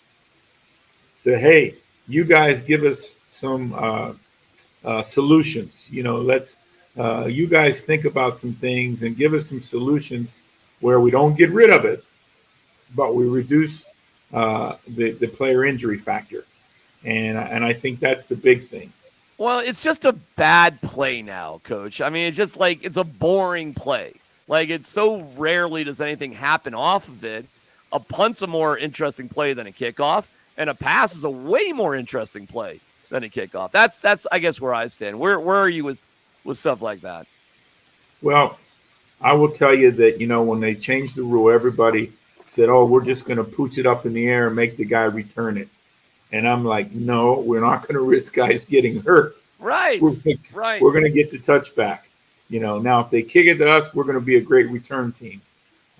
So that's the way I looked at it. That I didn't want to get guys hurt unless they were aligned in a way where we could take advantage of them having maybe a big guy back there they couldn't field the football. Who do you compare Lamar Jackson to? Oh my gosh, he's probably a combination of Michael Vick, Steve Young, and you guys probably don't even remember Fran Tarkenton like I do. I do. Of course I do. Of course. But he's faster than, like Fran Tarkenton. But the other two guys could run. He throws, he makes most of the throws now. He's worked hard to be a better pocket passer, but he still throws well on the move. He's so good. And he's very dynamic, throughout. Hey, who's Jaden Daniels going to be? Jaden's got it factor. No kidding. And, we were always worried about him taking too many hits, with his little slender body. Yeah. But he has matured, and he's put on some weight and some strength and so forth. And he's fast like Lamar. I mean, Lamar never ran a 40. And unfortunately, Lamar's first start, I was coaching against him. And I know our DBs had to change angles because they didn't know how fast he was. We had already played him earlier in the year and beaten them with him and his little package. But when he became the starter, it became a different game. Yeah, I'm a big Jaden Daniels fan. My son hates him, football hate, because he left ASU. But I didn't blame him at all. I was like, no, that makes sense. I get it. And but I was surprised, Coach, in all honesty. I just did not think he would improve that much where he is right now. I love it. I'm a huge Jaden Daniels fan. And I just think, like, we talk about the Broncos, obviously, here in Denver. If you can't get up to number 3, I don't think you're going to get Jaden Daniels. I really believe that. I think he's going to go early and go high. He's really he really made a jump from last year to this season. And you do you got to feel great about that, and you got to feel good about, they made a hard decision, and it worked out, and I'm happy for them. And obviously everything has worked out in his favor, which is a great thing. So everybody was disappointed, but sure, of course, he made the best. He made the very best of it. Yeah, that's a tough one, man. I mean, you got to do the best for yourself at the end of the day, listen, trust me, being part of the ASU family, it sucks. But, I was one of the last people he never talked to. Was that right? Yes. Hey, we're good, right? You come see me, right? Yeah, Coach. And then he disappeared. What would you have told him? What would you have told him if you got that one conversation? I don't know. I just wanted to, they were putting things in place to really try and help him. And, I just wanted to make sure that he was making the right decision. Yeah. Of course. How does this rain, which is worse, cold rain or snow? Oh, my gosh. I would say snow because it's also got the element of the dampness and wet, The rain, I think you can, because the cold being 45, 50 degrees is not really that cold when you get down to it. And as long as they continue to work to keep things as dry as they can, I don't think that's as hard as if it were snowing and then you have the combination of both. Well, it's coming down pretty hard, and it's 7-6 Niners at the 2-minute warning. So, man, it is a slug-it-out sort of game right now. Well, to me, in watching the early part of the game, that shows me what Green Bay has done is when those two wide receivers will go in there and block a defensive end. Right there, it shows what kind of football team they are. Because if your receivers won't block and your DBs won't tackle, you struggle to be elite in the National Football League because now you're playing shorthanded. And so you have to have those guys execute their jobs just like the O-line does and the D-line does. And Green Bay's doing that. Yeah, and that's why they are where they are right now. Yeah. With a young football team, everybody said they were young. With Jordan Love, really his first year as a full-time starter, and all the things they've done, why not us? I mean, that they're playing their tails off. All right, so the Niners are dealing with some stuff. Debo's banged up a little bit. Christian's kind of banged up. It's raining. That bye week's interesting, isn't it, Coach? Like, just getting into the playoffs. I mean, essentially, you want your guys to be healthy. And the Ravens did seem to struggle a little bit at the beginning, but then they got it together. I don't know if the Niners are going through this too, or the Packers are just putting things in front of them. It's not making sense. Not sure. Well, the hardest part of that is, what did they do week 18? Did they play guys, or did they sit them out, and now they're out for 2 weeks? What was your philosophy on that? What did you like doing on that? Well, I never got that opportunity. Oh, did you not? Never? No. Well, I mean, we got it. We got in the last week of the year where I wanted the guys to play some. Yeah. Where we couldn't improve our seed, and if they could, I wanted them to play some just to keep being sharp, the preparation. And to me, it's really hard to say that we're going to play DMac, Peter, but Peter doesn't have to play.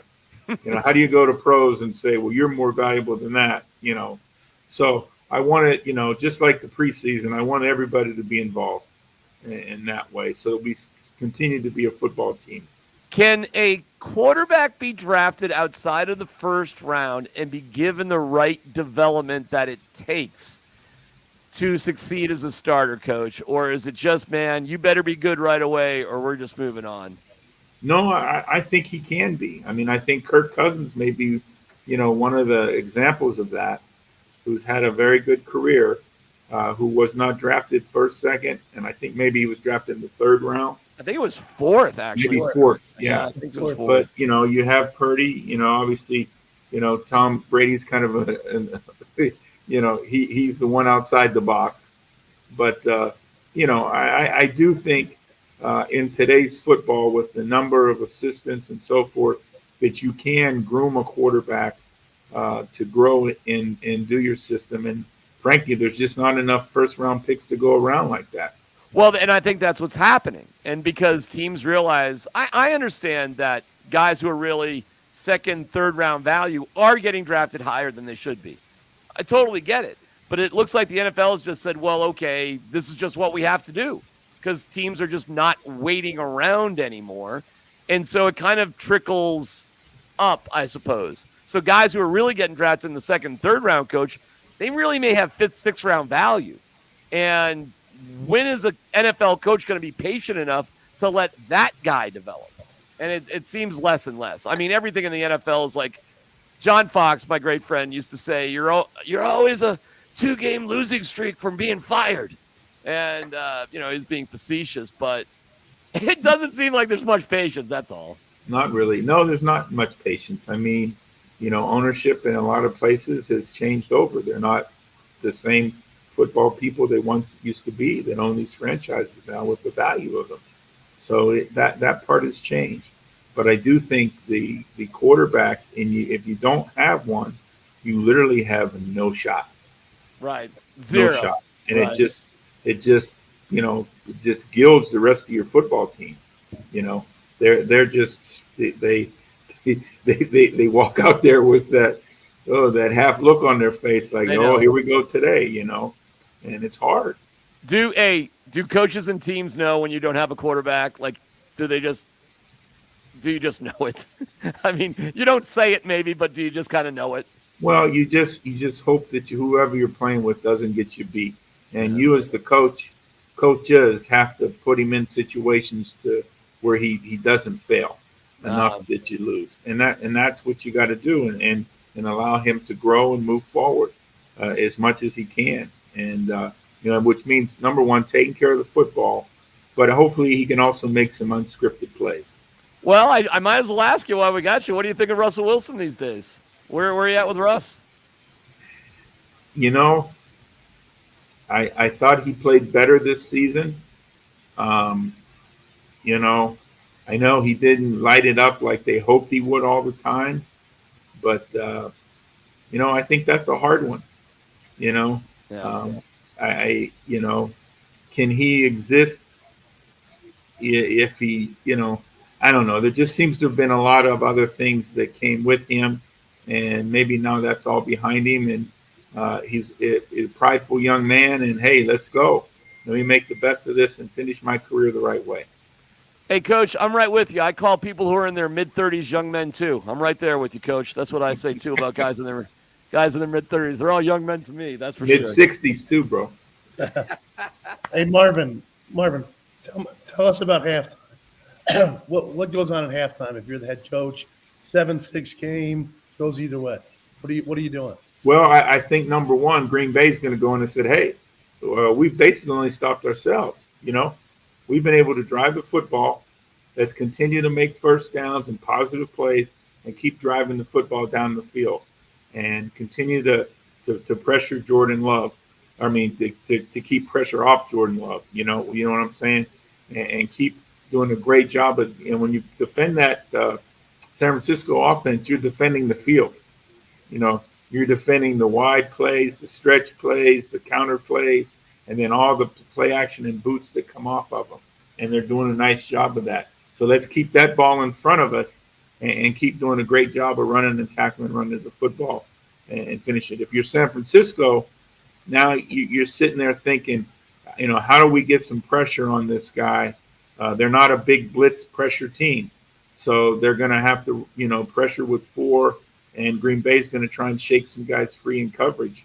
And they got to do a good job of that. So you're really just saying, hey, this is a 0-0 football game. We got to go out here and outplay them in the second half. We got 30 minutes to go do this. Outplay them in the second half. Let's go. And we got to do it one series at a time. We don't need to get ahead of ourselves. Hey, Coach, have you talked to Antonio Pierce since he got the gig with the Raiders officially? I did actually talk to him briefly this morning. Well, hey, man, that dude earned it, didn't he? I mean, we as much as we hate the Raiders here in Denver, it was like, give me a break. The guy's smoking cigars with his crew. They're threatening to quit if he doesn't get the job or whatever Max Crosby was saying. I really don't know anybody who's deserved a job more than Antonio Pierce in the NFL.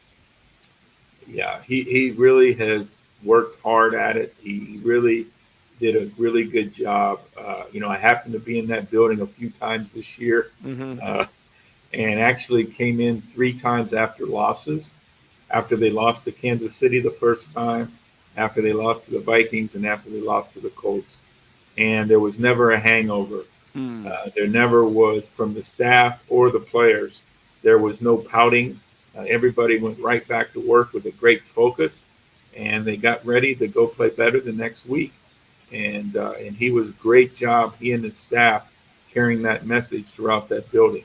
And the how do you keep that balance from, you got to be a leader, you got to, you're in charge, you're the head coach, but you also have to connect with the guys too. And I do see it with Antonio Pierce and DeMeco Ryans and maybe O'Connell. They had a tough year in Minnesota this year. But, Dan Campbell, obviously. What's the secret to that? How do you figure that out, that blend? I think for, I know for Antonio, and I'm sure a little bit for Dan, they've coached the football team the way they preferred to be coached, and led. And I know in Antonio's case, he won the leaders of the football team over right away from how he was every single day he came to work before he became the interim head coach. That's what they respected. They respected how he carried himself as a former player and how he had sat in their seats and walked their walk. They respected that. So when he became the interim head coach, that grew because they followed him, and they were able to uplift the rest of the building through their own internal leadership. All right. Well, Coach Peter, I didn't. So Coach, at halftime though, is it the head coach? Is it the position coaches? Who's meeting with who? Well, when you go in at halftime right away, first thing you'll do is the guys will be on their own a little bit to go to the bathroom and do those things. And of course, I'm sure they check their phones. Of course. And but the coaches, offense and defensively, will get together and they will kind of review the first half, talk about what they want to present to the players going out in the second half. What are the openers offensively? What things gave them the problems on defense that they had to make sure that they put up on the boards and show and talk through with the players to make sure they're good. And the coordinators will then go in and address the offense or the defense, and then they'll break up for the last minute or so and give the position coaches a last chance to review anything with their guys as they're walking back out to the field, and the guys are rushing back to the press box that are up there. And the head coach. And then the head coach would call everybody up and give his final couple words, like we said, of what his direction is right now. Is let's go out and let's win this second half. Let's put let's stack good plays upon good plays and win each series, and we'll win the football game. Coach, when does the coach scream at the players, if you don't play better, I'm going to get my ass fired? What point do you scream that at halftime? If you're at that point, it's already over. It's already over. They know it. The players know it already. It's like they already. If that's your last result, you're in trouble already. All right, so you're a head coach. Game's on the line. Third quarter. What goes through your mind to call a fake punt? Well, you're not going to fake a punt unless, as you guys have studied them prior to playing the game, that you saw something where you could fake it against them, where they weren't sound, where they were cheating for the return and somebody wasn't checking actually the punter on one side or the other, and then you could run away from if they were just checking with one guy and the guy really wasn't doing his job. And that's the same thing. You don't just say, hey, I'm going to fake the punt. I'm going to onside kick. You do those things when you see something that you feel you can take advantage of in the opponent. Well, we got halftime. The Packers blocked a pretty makeable field goal there. Or rather, I'm sorry, So, nice. The Packers had a pretty good half. Even though they didn't score any touchdowns, it's halftime. San Fran's up 7-6. Peter, I think we should let the coach go and actually watch the game at halftime. Yes. So I think we say thanks to Marvin and say thanks and appreciate you joining us. All right, guys. Good to be with you, man. Okay. Take care. Because Thank you. See, look who we got, the doctor in the house. Come on. What's up, Dave? What's up, man? I had to put doctor because Rob always calls me Dr. David, so I put it in there just to be funny. Well, it's been a minute since how you been? How you're killing it from everything I can tell. Appreciate it, man. I've been well, just one day at a time, trying to grow the PT business, try to, change healthcare a little bit, one day at a time. Hey, Rob, you should put yourself in here because Dave, and Peter needs a break anyway. His voice is killing him. But David Bruton is, oh, my God. Talk about the man. David Bruton, are you kidding me? So good to see David. But Rob, Dave, too. What's your relationship with David? My sister-in-law actually helps watch his dog from time to time, and that's how we got connected. So we have a deep relationship from long term. Yep. But David, you were telling a story. You did an injury prevention clinic at our school a week ago, and how Peyton Manning helped you improve your defense when you're on the field. Could you share that story again? Oh yeah, I just remember, one time in practice, it's just showing how cerebral Peyton was.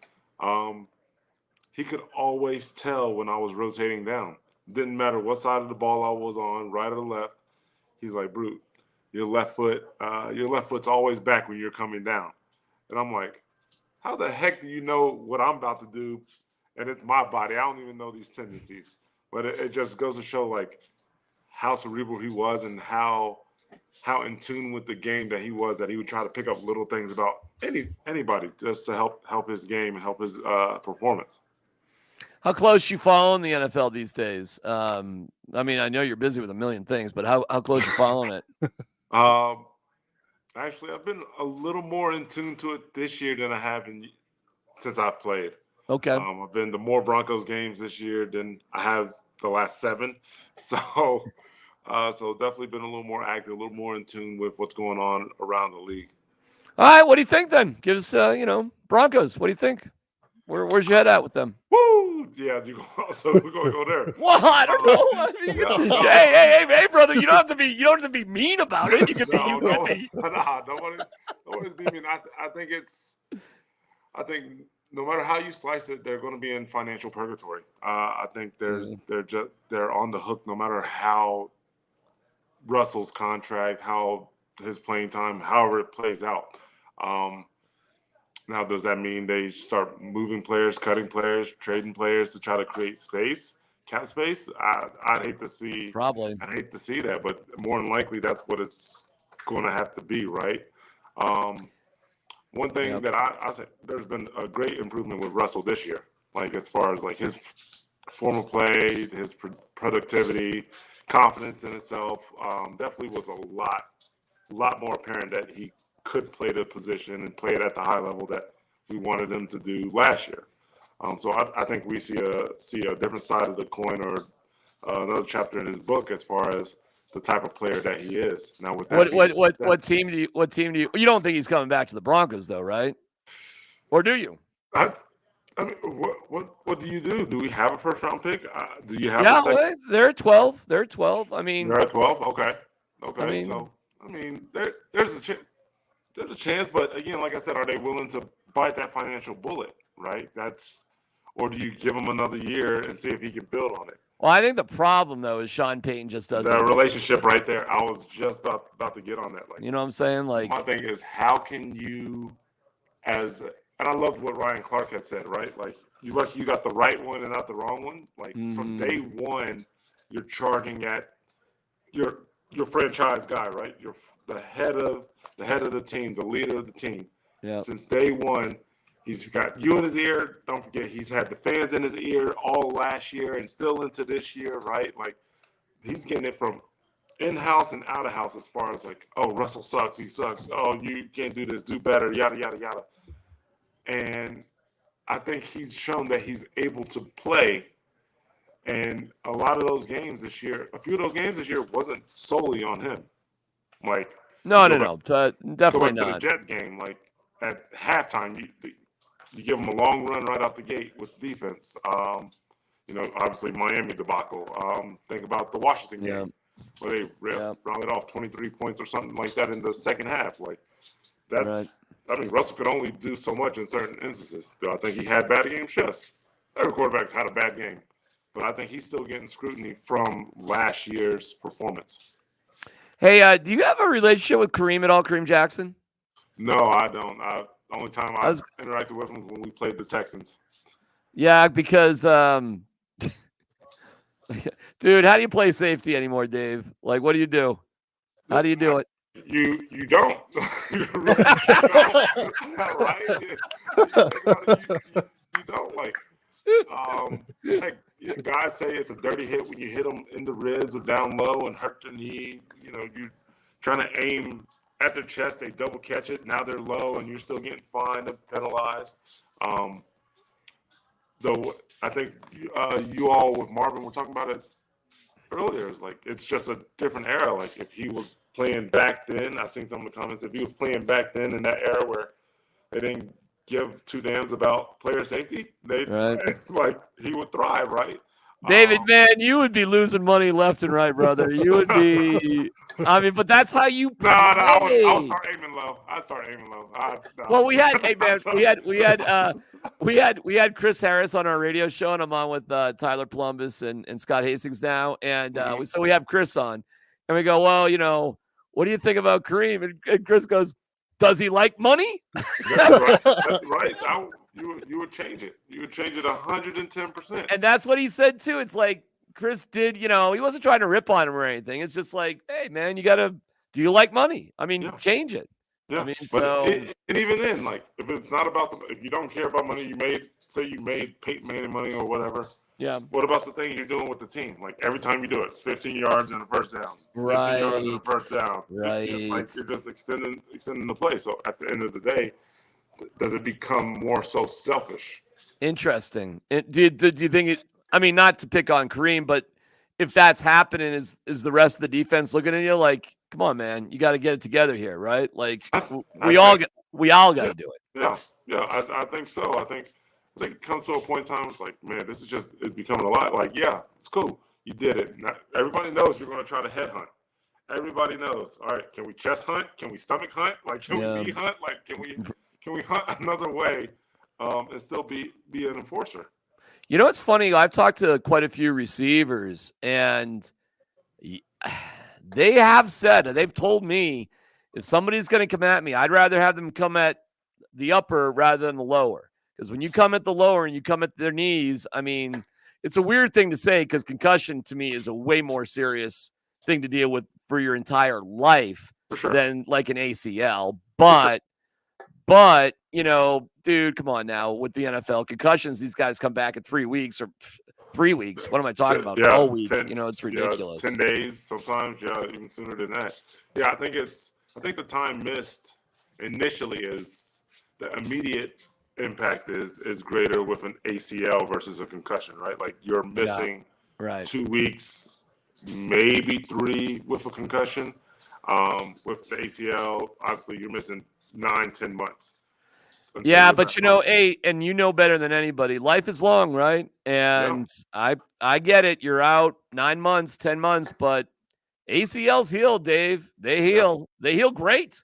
I've had a ACL and meniscus and wouldn't even know. And and I'm an old fart. And but those concussion stuff, man, that shit scares the hell out of me, man. How are you doing with everything these days? How's your head? How you feeling about stuff? There's been time, I still get headaches, every week, once a week, every other week, something like that.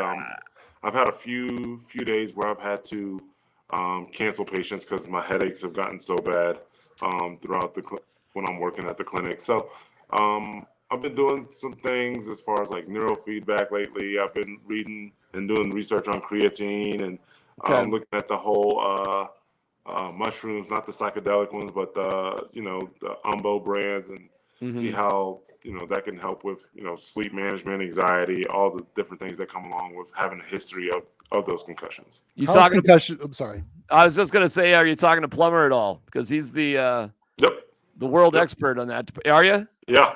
Been talking to him quite a bit. I've been having a sample, and I've definitely felt a little more energetic taking some of the concoctions, mixtures of different types of mushrooms and these droplets. So I've definitely seen a positive effect in that regard. And then the intensity of the headaches have definitely decreased. Now, how much is that due to? I think it's a culmination of the multiple things that I'm doing, but I'm definitely trying to do a little bit more research, because I got kids. I want to be able to play with them and function with them as I get older. Well, I've talked to NFL guys, Dave, and they're convinced because they smoked marijuana while they were playing that they aren't suffering the same post-career as guys who are on like pills. They're convinced about it. And I don't know if you got an opinion about that one way or the other, but hey, man, I think when it comes to this stuff, you should keep an open mind to everything, right? I mean, you never know. Hey, Doc, wait, hold on. This is Peter. What do you got for laryngitis? I am not that type of doctor. I think you need refer out. What about some mushrooms? I'll try anything. Mushrooms, edibles. What do we got? Reishi, some cordyceps, all that, lion's mane. Try it all. Put it all in a blender and let's go. I'm going chicken soup right now. All right, you feeling better, Peter? You getting back into this conversation? You said this. Hey, Dave, let me tell you something funny. So this is the second week in a row where Peter set all the shit up, and like he can't even be part of it, or he's barely part of it. So I heard Peter, him get a couple questions out there. You can't talk. Chicken soup, baby. He's sending me text messages. DMac, you got to save me here, and I'm like, it's your guys, Peter. I take a sip of chicken soup. I'm good. All right. Well, we're at halftime, and the Niners are up 7-6 on the Packers. I think that's a win, Dave, for the Packers. because what were they, 10-point dogs in this one? Something They like are. that. So Something like I that, think, yeah. I think if the Packers just kind of can keep things close, and then they, I think that's a win for them. Man, I think they were the hottest team going to the playoffs. So I think they were definitely a team that had all of them. No, we're losing Dave a little bit. Oh, Yeah, Dave, you complain flipped on about us. me. Complain about me. He's the guy with a doctorate. Okay. Dave, Dave, I don't know if you can hear us, but you're the wrong. Something happened. What happened there, Rob? He turned his camera the wrong way. I'll take him off screen. Oh, he just got disconnected. But all right, what's really cool with his clinic is he's got a concussion treatment room for athletes. So when he's talking about doing all the research he does for concussions, he's got a dark room. It's like a virtual headset to help retrain your brain with like tracking with your eyes and stuff like that. It's pretty impressive. There's zero doubt, and I've like guys who play, I'm fine to interview them and sort of whatever. I don't become friends with them, Peter, until after they're done. Not really. I feel more comfortable like that. But I become friends with a lot of these guys after they're done playing. A lot. And it's so similar, Peter. And I'm sure you've got a lot of clients that are like this too. Everybody's just concerned about like how you at. Where's your head at? How you feeling? What's going on? And I don't know if you can talk at length about it, but your obligation as an agent, I'm sure, doesn't stop when you guys stop playing. And I wonder how big of a concern of all their concerns that is with your current clients. We always worry about that, and it doesn't stop. Yeah. ALS is the big issue. You never want one of your players to get ALS, and it's just scary. That and laryngitis. Yeah, I'm sorry. I asked you a very complicated question there. So we'll keep it lighter. The second half is getting going here. It looks like Deebo Samuel is out. Yeah, so Brood, how does that impact things here for the Niners? You think with Samuel, just like you got one of your key guys just gone? Oh, did we lose Dave? I think his iPad's glitching out. This kid is probably playing too many games on it. All right. Yeah, that must be it. That was a good question, though. Look at Deebo, man. Oh, man, that's Rocky. Peter, who else is coming up, though? Not that I'm trying to rush off Dave. I love Dave. We got Albert Breer whenever David's done. Okay. Insider from Sports Illustrated. Oh, my God. Really? Wow. Does he still have a job today? Or well, what time is it? Right. Dude, that was sad seeing Sports Illustrated go away. That sucked. What was better than Friday afternoon racing home to beat your brothers so you could be the first one to read it? So who was going to be on the cover? I devoured it. It was my Bible. It was where I grew a love for not only sports, but sports writers and, behind the scenes stuff. And I got to know a few of those writers. I had a feud with Michael Silver, but we buried that. We're good. Austin Murphy, I was pretty friendly with. I got to be friendly with Rick Riley, stuff like that. Who didn't have a feud with Silver? But I've never had a feud with Albert Breer. Albert Breer's the best. Are you kidding? Albert Breer. Are you in Buffalo? Guys, what's up? Are you in Buffalo right now? Yeah, I am. It's pretty cold. It's actually like even cold in my hotel room, believe it or not. I don't know why I can't fix that, but I as Peter knows, I drove from Lake Placid. My kid had a hockey tournament up there, and it's been a long day. It's been a long day. Albert, my kid was in a squirt tournament in North Dakota in February. I feel your pain, brother. It's awesome though. It's great being a hockey dad. I don't know what level your kid's playing at these Yeah, days. he's a squirt now. Oh, yeah. Isn't that fun? It's a lot. It's definitely I'd say like the intensity of the parents is like, I coach my kids football in the fall. Most of the parents for the most part in that are like pretty level. Hockey parents are just different. I've been through it. I've been from Muddy Mites to through high school. It chills out a little bit because it's interesting because the parents figure out everyone's not getting a scholarship. No. Do they ever figure that out? Yes. Hockey. Well, hockey figures it out pretty damn quick, actually. Hockey, yeah, you kind of know by like 14 in hockey what the truth is with these kids, really, in hockey, for whatever reason. So it's kind of quick in hockey, but squirts are like what, 10, 11, something like that? He's 9. Yeah, he's a 2014. Hey, Bruton, you gotta love that. Albert's on like a travel tournament with his 9-year-old travel team all over the country. All over the place. How many out-of-state trips you taking this year, Albert, with your 9-year-old's hockey team? Just 2. So we went to Jay Peak in Vermont, and we went to Lake Placid, and then we talked about Florida, and then that's like where a lot of us drew the line because that was going to be like a week before Christmas. So it's like they like asking us to go to Tampa the week before Christmas, I think, was a bridge too far for a lot of us. I'm surprised you didn't think about that tournament in squirt tournament in North Dakota is actually kind of a big deal. That's a big one. Well, yeah, don't worry about it. Forget it. Don't worry about it. Lake Placid was pretty cool, though. Lake Placid, for sure. Yeah.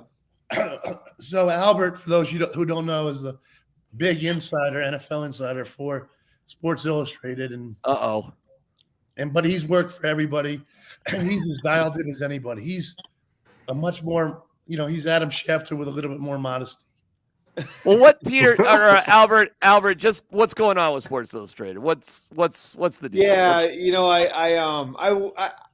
it feels like you don't want to say. If you don't, no, want to it's just said no, but it's like one of those things where it's like, people like have accused me of, they accuse you of everything when you're a reporter, and now I got to accuse other people of inaccurate reporting. Because stuff that got out there to begin with wasn't exactly accurate. It's sort of complicated, and we're definitely like in a very uncertain spot, But all right.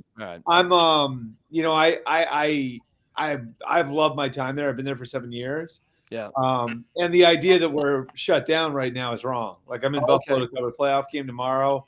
I'll be at one of the championship games next weekend. I'll be at the Senior Bowl the days after that. I'll be at the Super Bowl in 2 weeks. So, you asked me where we're going to be in 6 months or a year. I don't know. Okay. But at least for now, we're still up and running. All right. Well, I'll leave it alone because we're just here to have some fun. I didn't want to get too serious, it helps me that I can clarify. It's only because most of us grew up. I did Sports Illustrated. It's like the thing of it not around is like unimaginable, literally unimaginable. So Albert, what's it like covering a big game? You've covered them all. Do you feel part of the process? Yeah, it's I'd say what I'm always looking to get, Peter, is like I'm just looking to you look to differentiate yourself in any environment that you're in my business, and so it's whatever I can do to create something unique and pull on my relationships, and so tomorrow for me, like covering the Chiefs and Bills, it'll start in the morning with and I have to cover all the games, so I'll make calls after. I made calls after the Ravens-Texans game. I talked to Patrick Queen, the Ravens linebacker after that one. Do the same thing after this game. I'll have stuff on all of the games. But, as far as like covering the game itself in person, obviously a lot depends on who wins. And then after the game, you try to tell a story in a unique and different way than anybody else is.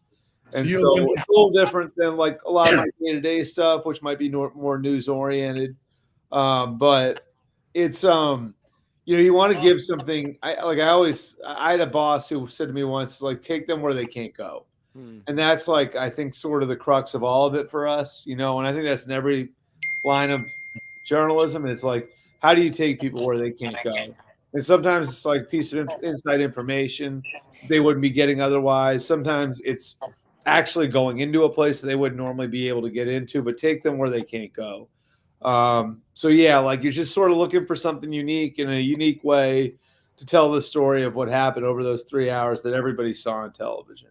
What would you say the story of Russell Wilson is, Albert?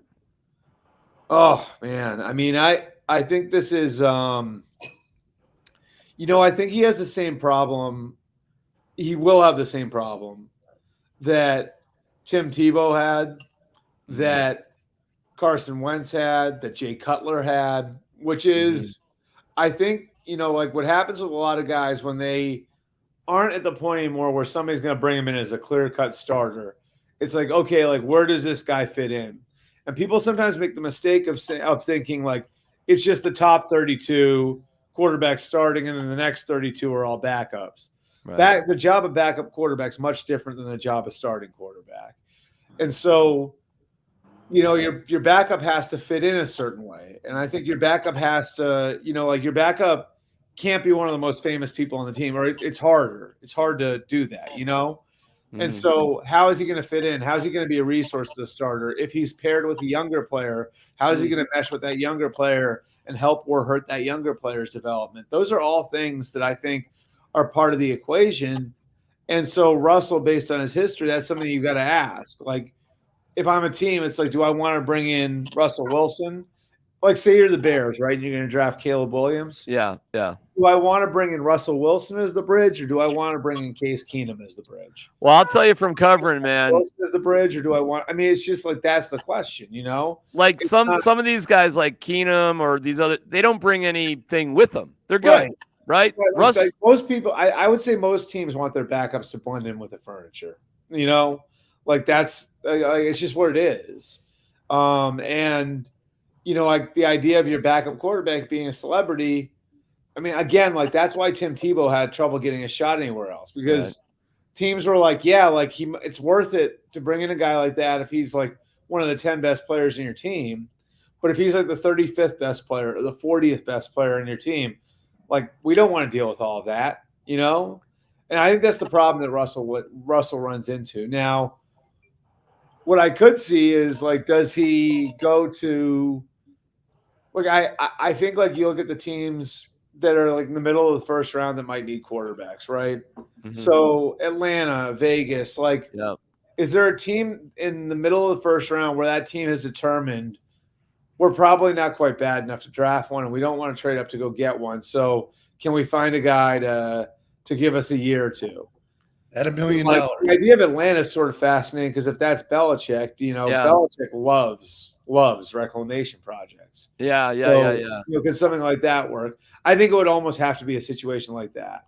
Mm-hmm. Yeah, I think for Russ, it's Atlanta, maybe Pittsburgh, maybe New England, but these are a lot of maybes. Brute, did you play with Tebow? David, did you play with Tebow?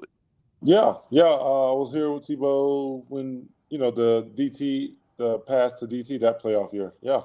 That was a fucking ridiculous year. That was the stupidest, most awesome year of all time in Broncos history, Bruce. Well, crazy shit was happening at the end of every game. How do you win a game in Arrowhead completing 2 passes? I know. Hey, I know the answer to that. Because that was the only game Tebow started that you guys never trailed. That's why. It's the only game that he didn't have to come back from. So you could afford to just, trivia question. Decker caught the touchdown pass. Who was the other guy that caught the pass in that game that you played in? Ooh. 2 passes he completed. It's a great trivia question. Decker was one for a touchdown. Who was the other guy? Oh, was it a running back? Nope. Number 12. Andre Caldwell? Bubba? Matthew Willis. Willis? Oh, so Caldwell came after that. Oh, wow. But anyways, that's just one of my there was the Marion Barber game too. The Marion, why did he go out of bounds, Alfred? Yeah, I remember that. Yep.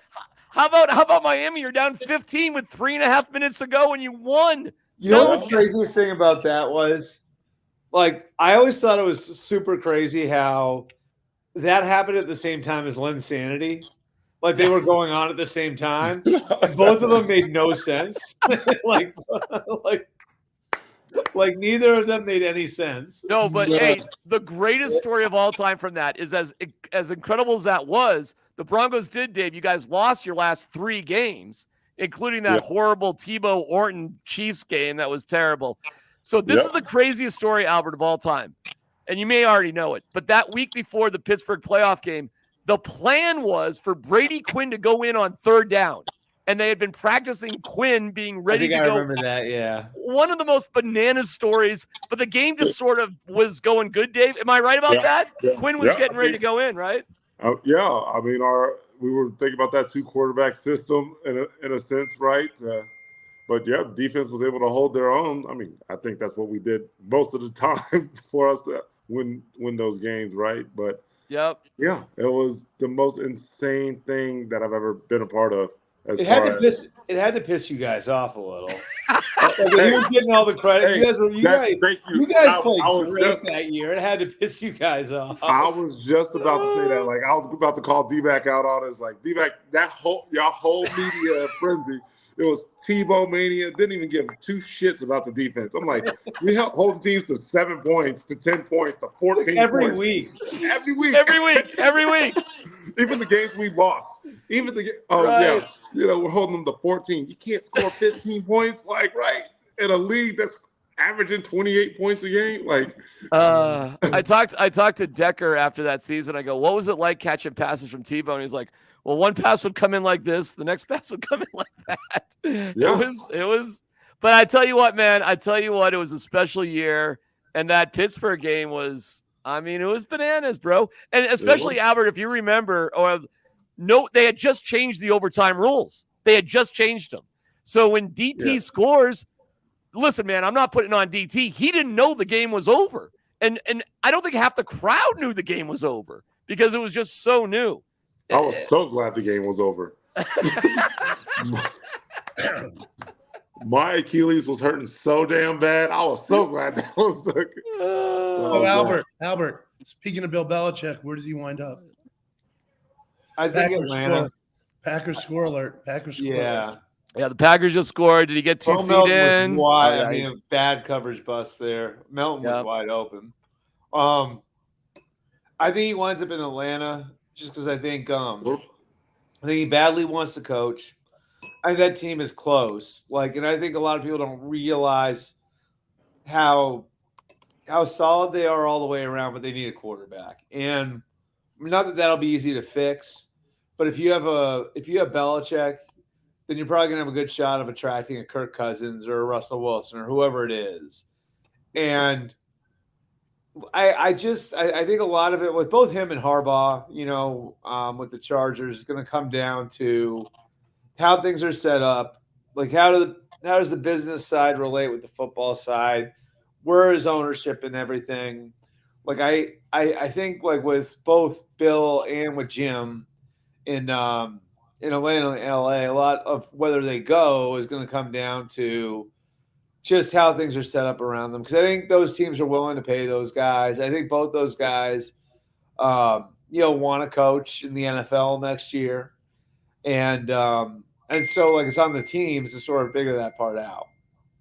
You think someone's going to pay Bill more than $10 million? Ooh. I think so, yeah. Yeah. I think Atlanta will. Like, I always struggle with this, Peter, because, like, I look at it like among players, like, what is this? A slot receiver makes $12 million, right? Like a center makes $12 million. Mm-hmm. So are you telling me that like Belichick's not worth what one of those guys is worth? All right, he is. I mean, and the owners are all billionaires these days. They can afford it. You're right. They are. You're absolutely right. And it's like when you go with coaches on the cheap, what are you trying to do? I know when Vance Joseph was the head coach for the Broncos, Albert, he was just put in a position to lose because he didn't have any autonomy. He was being told what to do, who to hire. I mean, what chance do you have as a head coach like that? Yeah. None. Yeah, and I think that's a huge part of it, of course. And that's one of the challenges with hiring a younger coach too, is that like he may not have the connections, to fill out a staff the same way. I mean, if Bill comes, it's a prereq that he's going to get the coaches he wants. Like that's not really the issue. The issue would be, I think, and again, like same with Jim, it's like, all right, like is the owner going to be like in such a place where it's not going to be a problem for me on a day-to-day basis? Is the business side going to be an issue for me? How does personnel work with coaching? Like all of those sorts of things, I think, are like the difference makers in whether Harbaugh takes the Charger job and whether Bill takes the Falcon job. So Carolina's out then. I think so. I think so. I mean, Tepper his reputation is not great right now. Yeah, that's for sure. And I don't know who they're going to hire. My guess would be like in the front office, they pair one of the analytics guys, an Alec Hallaby or Brant Tillis, with Dan Morgan, and then they hire out from there. But it's like I think coaches with options have sort of backed off from that one, and I do think like they're taking a relatively wide open approach to who they name as their coach. The Packers are up 13-7. Albert's in Buffalo. I lived in Buffalo 5.5 years, Albert. So I know where are you staying? What hotel you staying? The Buffalo Niagara Marriott. Are you downtown or are you out near Orchard Park? I'm out like I'm at the one like by the airport. Like the one downtown was $800 a night. I'm not sure if it's all like again like that might be the hockey tournaments. That might not be the football. Right. Yeah. That's fine. I mean, hey, I love my time in Buffalo overall. But you know, man, I dealt with it. The lake effect, the snow, the weather. I've shoveled out the stadium when it was Rich Stadium back in the day and all that. Yeah. Brute, how'd you like playing in Buffalo, man? I don't know how many games you got there, but I only played in one, and that was on Christmas Eve. And I remember seeing it on our schedule, and I was like, dang, I'm gonna be hurt that game. It's cold as hell. But no, it ended up being like 38, 40 degrees, something like that day on Christmas Eve. The only time I played out there. Yeah, the difference with Buffalo, like we get snow obviously in Denver, it goes away. Because eventually it's going to be 40, 50 degrees or whatever. The thing that sucked in Buffalo, and I think they're experiencing right now, is you get the storm, and it's worse because the lake effect, it doesn't go anywhere. It doesn't go nowhere.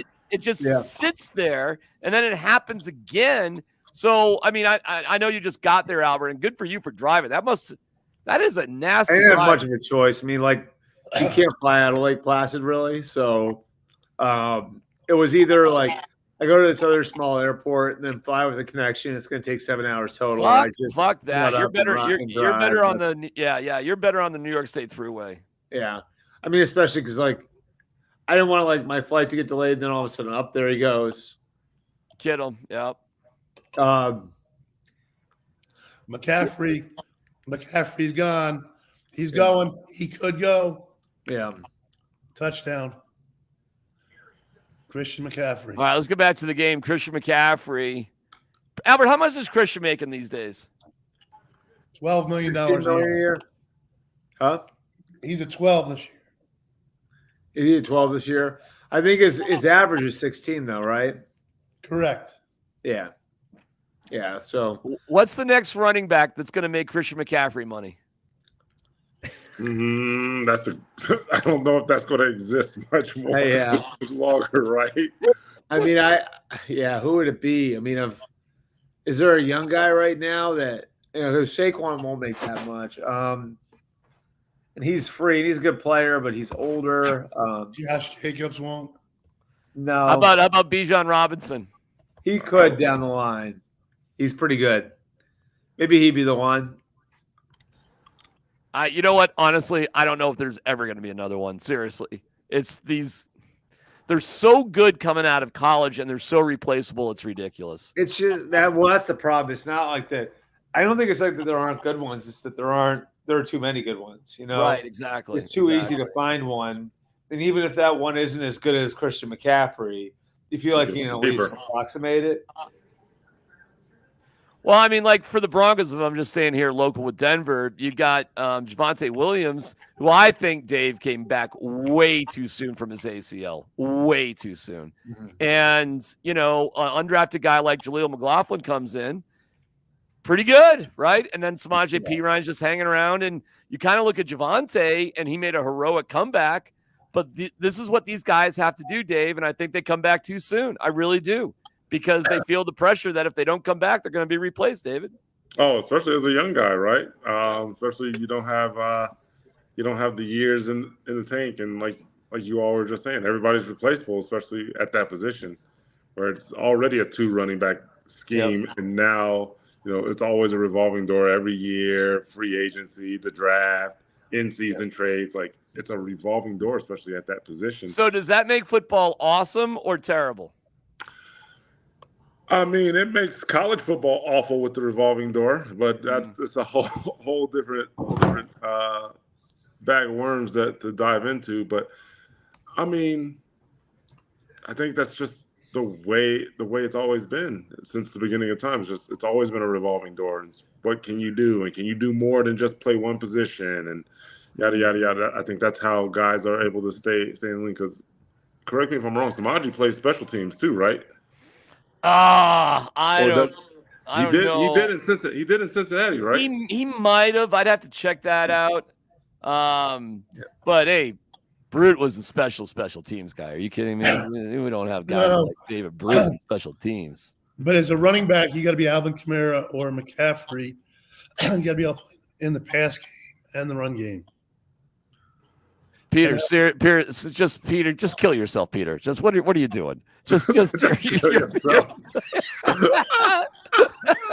Peter, I feel bad for you, Peter. You can't even get out a sentence. It's the R's. I can't do the R's. More soup. I'm soup. More soup. All right, Albert, what's the best story for tomorrow's game? What is there's the obvious story. Is that the best story, or there's some other good ones there for tomorrow? Big Packer return and a fumble. Yeah, so I would say, I think like Josh Allen and the Bills getting over the hump after the year that they've had, it's been a really weird year for them, is a good one. The Lions at home in the playoffs, and just whether or not they can keep this going. And the two former number one overall picks on different teams now, Goff and Mayfield. I think all of that is really good. The games tomorrow I think both those games should be super competitive. You know what I mean? Like, obviously the first one wasn't today. I thought this one wouldn't be real competitive, and the Packers are proving me wrong. God, that came right out too. That's crazy, Peter. I'm sorry. You're just way ahead of me and I think Albert. That was a crazy play right there. What was that? Like that had to be at least 65, 70-yard return for a fumble. Who's got you're ahead of us, Peter? Who's got it? Packers. The Packers just ran it on first down. So I'm ahead of you too. Wow, you're way ahead of me. Holy shit. Okay. Streaming. Sorry, guys. Oh, you're streaming. Yeah, I'll try to catch up. Sorry. Yeah. Streaming, Albert, is where's everything going in TV, man? Streaming. It's all going streaming. You know what I'm saying? Yeah, the problem with and I always feel like everybody's streams always thrown up.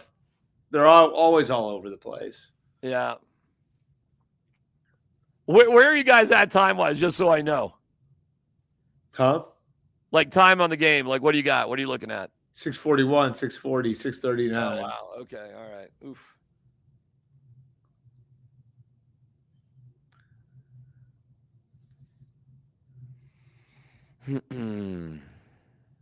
How many times you get to Buffalo, Albert? I've been here a lot. Yeah. I used to cover the Patriots. I used to, and then they've been good for a while now too. I've been here plenty. Yeah. You get to Frank and Teresa's? You get to the Anchor Bar? Or do you not give a shit about that anymore? Tonight I wasn't going to leave the hotel. It's a mess outside. I thought about it. I'm like, I don't want to get in the car. Yeah. So. Oh, look at this. This turned out to be a great game, isn't it? Yep. Great game. Yeah. Jordan Love, is he going to get $40 million per? Huh? Is Jordan Love going to get $40 million per year? I think he could. Yeah. Woo.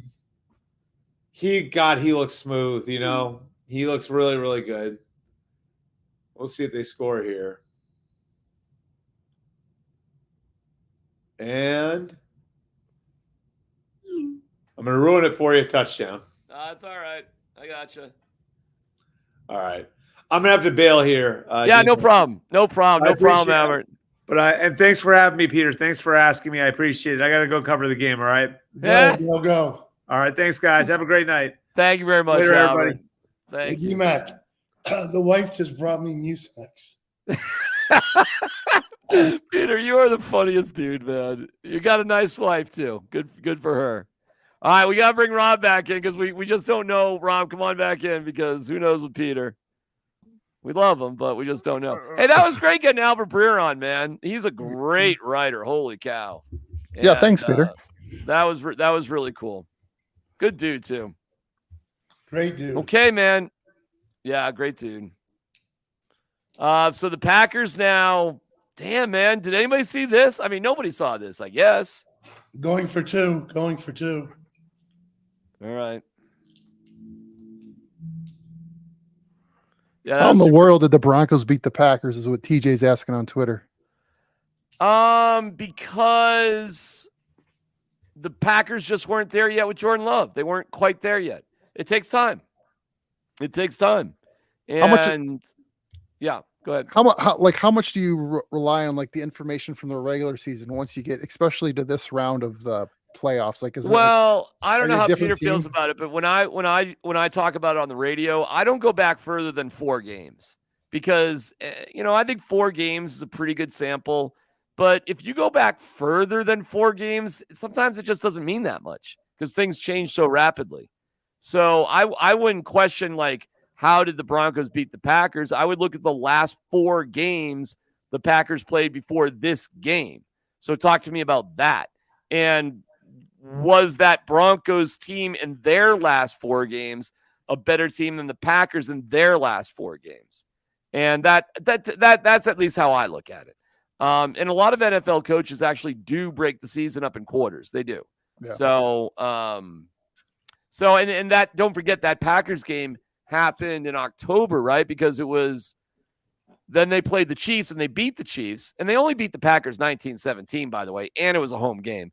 But then it was the bye week. So I mean, we're talking about a long time ago, football wise, when that game was. It's a good question, but teams can dramatically change. What happened to the Eagles, right? What happened to the Eagles? So it kind of goes like that. So with Jordan Love, like he sat for 3 years before he started playing? 4 years. Is there ever going to be? Sorry. Is there a team out there that you see that needs a QB that's going to be patient like that again, or willing to make that move where you have Not many, man. And you draft a quarterback in the first round. They drafted him in the 20s, which is usually the death zone for quarterbacks. So when you're a playoff team, but this is where they were with Rodgers. They just didn't know. And, of course, Rodgers is insulted by it, as he probably should be. So, no, you're not going to – this Jordan Love story here is remarkable, I think, Peter. I think it's unbelievable, actually. Well, still 3 years helps. Yeah. It shows you how you can grow up. Look, this is working. Yeah, that's good. It's better. I think that was 2 sentences in a row there, Peter. Good job. It says no alcohol, though. That's a shame. That's a shame.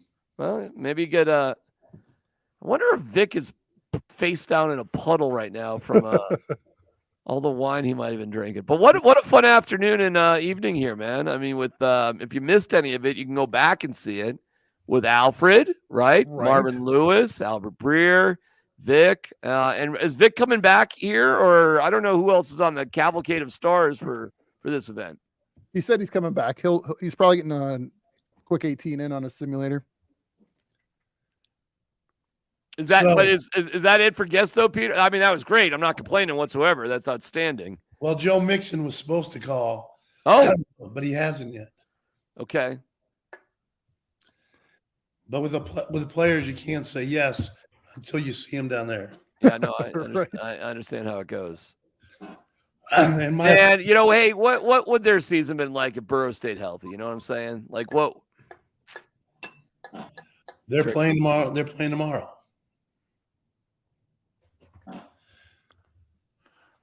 Chad says the Packers have gone 30 years without ever worrying about a QB. Yeah, it's crazy. That's insane. And so wait, Peter, what is good return by the Niners. Wow. What is Love's deal? Is he on a 1 year? He sat for 3. He played last year. Then did he just sign a 1 year deal? 2 year deal. 2 year deal. What per is he getting? Like 18. Well, geez, wow. That's wild. Okay, well, that ain't nothing to sneeze at. That's amazing. They didn't know what he was. Right. We have a 15-yard penalty, though, on the Packers here. Hey, by the way, I didn't mention it, but you see your guy, Randy, got a flag for being a wise guy. For being a wise guy. I don't know. It's something. It was unsportsmanlike conduct. It was something. Yeah, well, he's playing well. So is Boza. Yeah. Thing Trent did. What we got here? I'll look that up here in a second. So Randy's there's Trent Williams. Oh my God. That's a flop. 34 did you see that? He flopped. He flopped. Right. Wow, and he got that. He drew that penalty for flopping. Damn. Well, good for him, right? I guess. But total flop though. 100% flop. Speaking of flopping, where's Vic? I'll reach out to him. Niners need to get a drive going here, DMac. Yeah. Who you? Well, you got to be pulling for the Niners, obviously. Yeah, right now I am. Yeah, of course. I am too. I'm impressed by the Packers, but I'm definitely pulling for the Niners. Oh, I'm going for the underdogs. Oh, shut up, Rob. Hey, who doesn't like a good underdog story? We got way too many San Fran connections here. Way too many. That's fair. Brian Greasy's the quarterback coach. Who? Brian Greasy. Oh, that's right. Exactly. Another great guy. So we got Greasy, Kyle, Christian, John Lynch, John Lynch, Randy. For me, for my ASU feeling, Brandon Ayuk's there. I watched him all through college. Adam Oh, Peters. my God. Oh, what's that? Sorry. Wide open, he missed him. Yeah. Is Purdy that guy? Is Brock Purdy that guy? I don't know. Oh, that should have been a pick. Wow. Actually, got kind of lucky there, didn't he? I don't know if he's that guy, though. Yeah, I don't know either. But where's he in his contract, Peter? What's his deal right now? Year 2 of a 4-year rookie deal. Oh my God. Of a 7th rounder? I heard he had to have a roommate in San Francisco. Oh my God. Yeah. What a steal the Niners have right now, huh? That's crazy. Peter, I thought I heard it was around like 800, 900,000 a year is what he's making with his rookie deal. 940 this year. And in Wow. San Francisco, that's like poverty line. Right. Wow. Well, they don't live in San Francisco though, Rob. I mean, My son went to West Valley, a JUCO out there, so I've been in that area a million times. There's zero chance, zero chance any of those dudes live in San Fran. However, there are parts of like Woodside, part of Silicon Valley, that is, that's where the billionaires of billionaires live. So it's expensive as hell out there, no matter where you're at, though. It's ridiculous. Yes, but you see, if you have a quarterback making 940, you can afford other players. You sure can. That's why I'm laughing. I mean, that's the steal of all steals. And by the way, this happened with I remember with like Philip Lindsay. Remember all that about like, they promised Philip Lindsay a new contract, and I'm like, why the hell would John Elway give Lindsay a new contract when he's getting him on a steal right now? I mean, he doesn't have to do it. Why would he do it? Because he's a good guy. Hey, Peter, remember when like John just gave like Chris Harris like $3 million for nothing? Like, here you go. Like, not a new contract, nothing. Just like, here's just $3 million. Just take it. To create harmony in the locker room. That was one of the most. That is insane that happened. You know what I'm saying? Like, if you're gonna do it, sign him to a new contract. But if you're Chris, I mean, like, fuck it, I'll take it, I guess. Harmony in the locker room, $3 million for Chris, just here. Well, that's because he had done such a poor deal originally. Right. It's called a mulligan. I mean, I'm not saying Chris didn't deserve it. I just think he deserved a new contract is all, you know? I mean, that's it's not that he didn't deserve the money. But it is funny, Peter, because we've talked to Chris about it. And if you compare the careers of Patrick Peterson and Chris Harris, it's crazy the impact-wise, stat-wise, how similar those contracts are, how long they played, which is almost identical. And I think Peterson made more than $30-something million in his career, more than Chris, something like that, just because of where he was drafted. Correct. Did I get that more or less right? That's right. Yeah, crazy. What are you guys thinking about tomorrow with the Lions? I mean, we haven't talked much about that this evening. I'm curious, do you think the Lions, are they a flash in the pan, or are they actually going to get to the NFC Championship game? I think the Lions got a lot of pressure on them. I think they got I think they'll win. $1,100, $1,200 just to get in the door. Probably.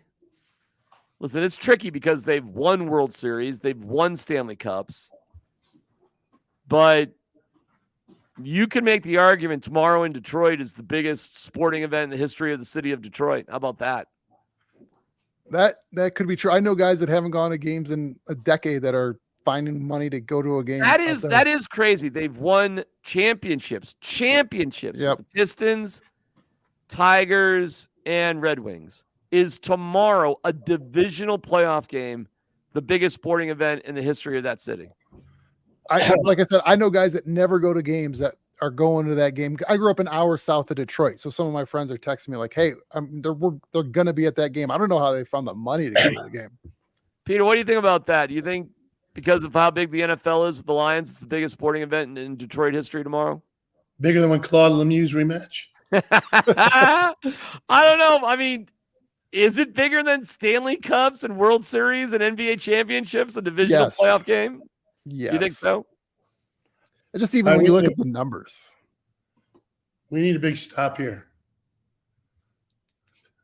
Big stop. But if the rich people are going to the game, will they cheer as loud? Yeah, they'll be. Come on. Interception Niners. Oh my God. I'm not going to watch games with Peter anymore. No, I'm just clairvoyant.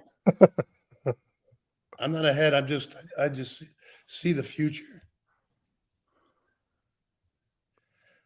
Yeah, you're ahead of us. You're ahead of me at least. So who got it here? Who should I look for here? There's a tip. All right, let's see. Let's break it down. We can break it down because I'm behind you guys so much.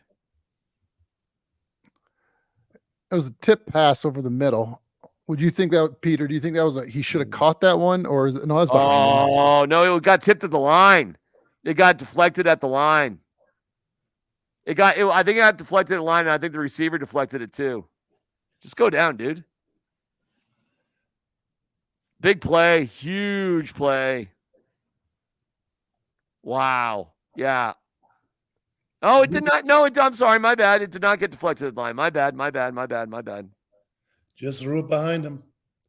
Just a bad pass. Are you in favor of the celebration cam?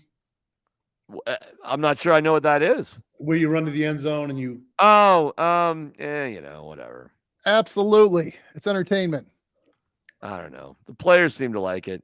I'll tell you this. I think more fun is better than less fun.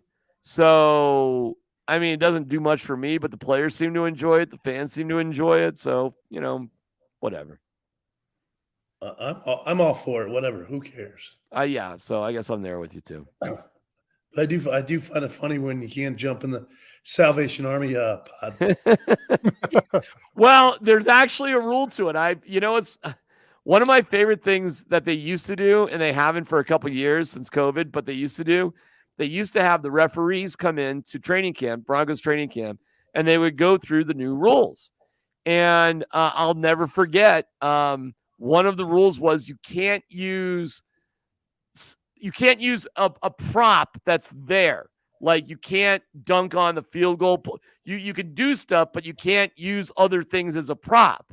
So like Remember when like T.O. got the popcorn, or I think Ocho Cinco had the pom-poms? Like, you can do anything you want to, but you can't use other existing things as some sort of prop. Weird rule. Like, I don't know why that matters. And that's why I know what you're talking about, Ezekiel Elliott and the Salvation Army thing, but that's why that was a problem, because it was a prop. So who knows how they come up with this shit, though? I mean, like, you know, like one thing is okay and one thing isn't. I don't really quite get it. But whatever, have fun, man. Enjoy yourself, and you just, you know, it's fine, you know, whatever. Yeah, it's like, what's the line where you kind of go, hey, it's celebrating.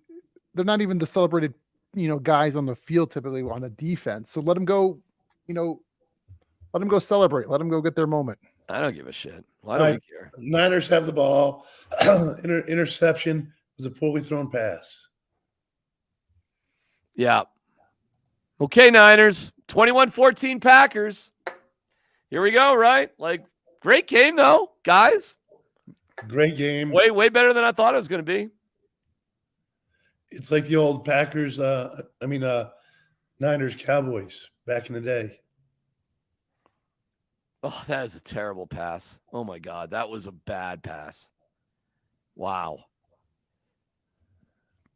All right, now, Brock Purdy is not Lamar Jackson. What are we doing? What are we doing? Keen observation. You think that was a design play? It might have been. Purdy is 14-23 for $172. Christian has 73 rushing yards, including a 39-yard touchdown. That was awesome. And 25 passing yards on 4 receptions on 7 targets. So they've kind of minimized Christian. They've slowed him down definitely a little bit. But I wouldn't be surprised if something pops for him here shortly. Again.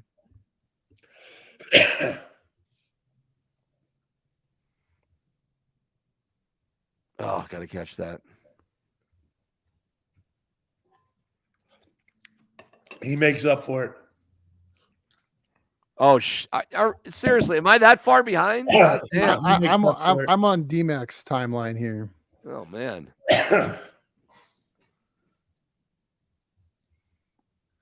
Definitely makes up for it. Okay.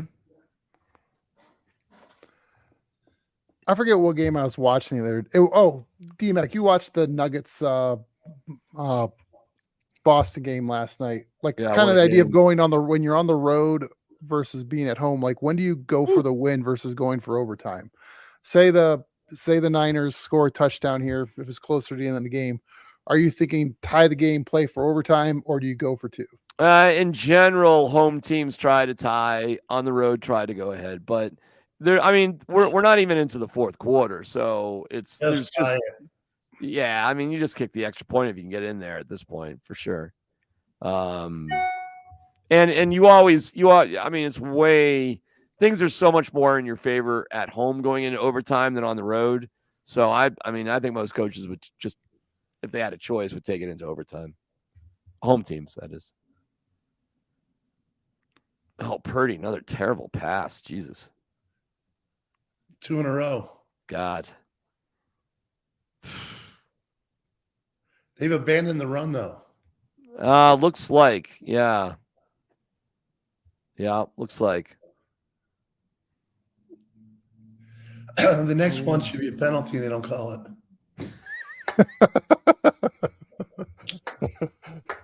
I'm going to take Peter to Vegas. I'm counting cards. Peter, what's the next card in the deck? Should I hit or not? I'd go for it. I'd take a hit. Here comes a 10. And Jair Alexander just got hurt. Oh, shit. That's funny. All right, big 3rd and 10. Yeah, Peter, just do play-by-play. Just let us know what happens. We'll just I don't have that kind of voice. I'm no Marv Albert tonight. Marv Albert, good pull. Well, you're not tied down, and there's another man waiting for you and your wife. That's Marv With my toupee. Right. From Syracuse. He's a Syracuse guy, just like Costas and Tirico and myself and the legend Morty Glickman. Glickman. Yep. Iron Eagle and his son, who does great stuff play-by-play too, which is crazy. We got Howard Denner. You know Howard Denner off it all, Peter? He runs Westwood One production-wise. Yeah. He was one of my buddies in college. Rob, do you know who Morty Glickman was? No, I'm sure he had a great song in '73. Is it a hit? He was one of the greatest Jewish athletes of all time. Correct. I'll take your word for it. No, but he was the Giants broadcaster for years. Okay. He was kind of a legend, right? He was an athlete and a broadcaster. He had an amazing career. And what is he most famous for athletically? He got benched in the Olympics because of anti-Semitism. How about that? And they put Jesse Owens in. Yep. And even though it's not that Jesse wasn't good enough. Obviously he was. But Glickman, and I think there's another Jewish athlete too that were running in that relay, and they were world record holders without Jesse Owens. Correct. And there was, they were in Germany, and Jesse didn't want to do it, and there was a lot of pressure on him, and basically they stole the gold medal away from two Jewish athletes on the U.S. Olympic team to concede to Hitler. How about that? There was a hierarchy among racism. Yeah. So awful. Just one of our stories of, that's a little known story though, Peter. Probably not many people know that. That's good that you know that story. It's a good story to know, just to see where things have come from and where things were really at was awful. I will look that up, but that actually sounds interesting to look into for real. And then he became the big announcer for the Giants. Yep. Great announcer. Yep. All right, fourth quarter, boys. Fourth quarter. All right, let's look at some numbers here as we go into the fourth. Jordan Love, 16 of 25 for 175, quarterback rating of 94.6, 2 touchdowns and 1 interception. We got Brock Purdy, 15 of 27 for 184. So their numbers very, very similar. Touchdown, no interception, sacked once. Love has not been sacked, but he threw the pick. Quarterback rating of 89.1. So on the surface, these guys are having even Steven games. In terms of the running game, 25 of 74 for Green Bay. 15, man, Peter, you're right. San Fran's just given up, huh? 15 rushes for 76 yards. And I'm going to look at time of possession because it was heavily slanted towards the Packers in the first quarter. The Niners only had 1 possession. And it's evened out a little bit. 24 minutes for Green Bay and 20 minutes for the Packers. So that's kind of even, Steven. Guys, we just have an even game up and down, really. I'm trying to see if there's 6 of 10 on third down for Green Bay, 6 of 11 for San Fran. Total yards is similar. Passing yards. Field goal good. Okay. So how much do you weigh time of possession as like a determining factor for a game? Well, if you're it's so. Like the Chiefs have won a Super Bowl and their time of possession sucked because they would just score so quickly. Mm-hmm. In general, 0-30. Wow.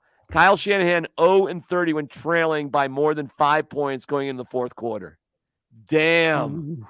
So he's going in the fourth quarter, they're down 7. But they score a field goal in the first 3 seconds of the fourth quarter. So that's a weird stat right there because technically now I guess you're down 4.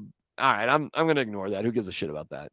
I'm sorry. What was your question? I just totally forgot. Well, the idea of the time of possession, because I remember there's games, they seem like they're more anomalies where, like, you mentioned Patrick Mahomes. There was a game I remember Manning when he played with the Colts had the ball for like 14 minutes of the game. It all sort of, it depends how quickly you score. I mean, you could get crushed in time of possession if you're scoring in, under 2 minutes. Boom, boom, boom, boom, boom. You're getting pick sixes. The other team, is just kind of moving the ball between the 20s. It's it doesn't tell the whole story all the time, but To me, look at turnovers and sacks. Yeah, those are way. Yeah, giveaway, takeaways. Yeah, those are way Okay. bigger indicators. Yeah. Turnovers and sacks. Well, for a team to be, -3 in giveaway, takeaway, and win a game is like fucking like impossible, or it's not impossible, but improbable. That's one of the great numbers, though, is when in the Chargers-Broncos game, when Peyton Manning came in the third quarter, when they started Brock Osweiler, the Broncos were -4 in giveaway, takeaway. Just things were not going their way, but they were only down 6 points. So they were still well within the game despite being -4. Most teams, if you're down -4, you're probably losing by 20. Yeah. So the Chargers weren't a good team, and they weren't really in that desperate of a situation. But, hey, it's fucking Peyton Manning. What are you going to – hey, we got Peyton Manning sitting on the bench in a uniform. Like, maybe we put him in. and kind of the rest is history. Because what happens, I mean, I don't know what they do if Brock wins that game and they go on. They'd already benched Peyton. They already made him a backup. But, whatever. The rest is history. Who cares? All right, the Niners need to stop. The Niners need to stop, and this Mucinex is working. You sound way better. I look better. There's no need for you to kill yourself anymore. Right. That's probably bad advice in the first place. I'm sorry. I apologize. No, I'm good with that. Depends on the day. I'm good with that. Yeah, right. Let's see if they stop him here.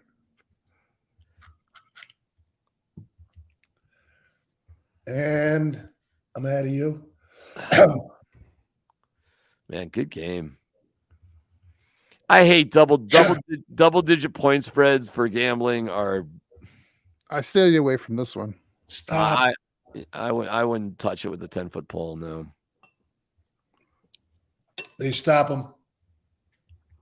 Okay, what do? They're punting. Okay. Feels like this is a big opportunity for Christian here.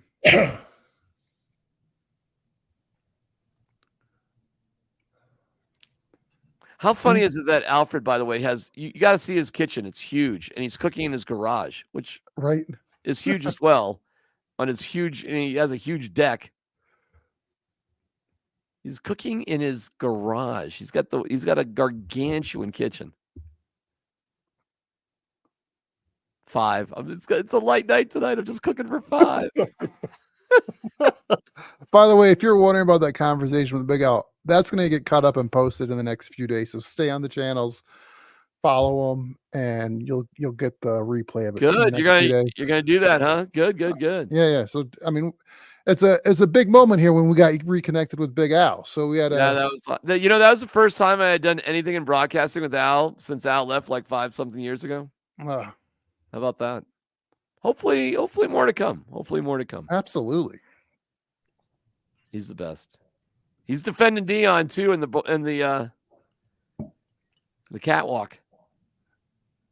Yeah. Chad, I'll tell you the CU people I know that didn't like it. Chad didn't like it. Tyler didn't like it. Matt McChesney didn't like it.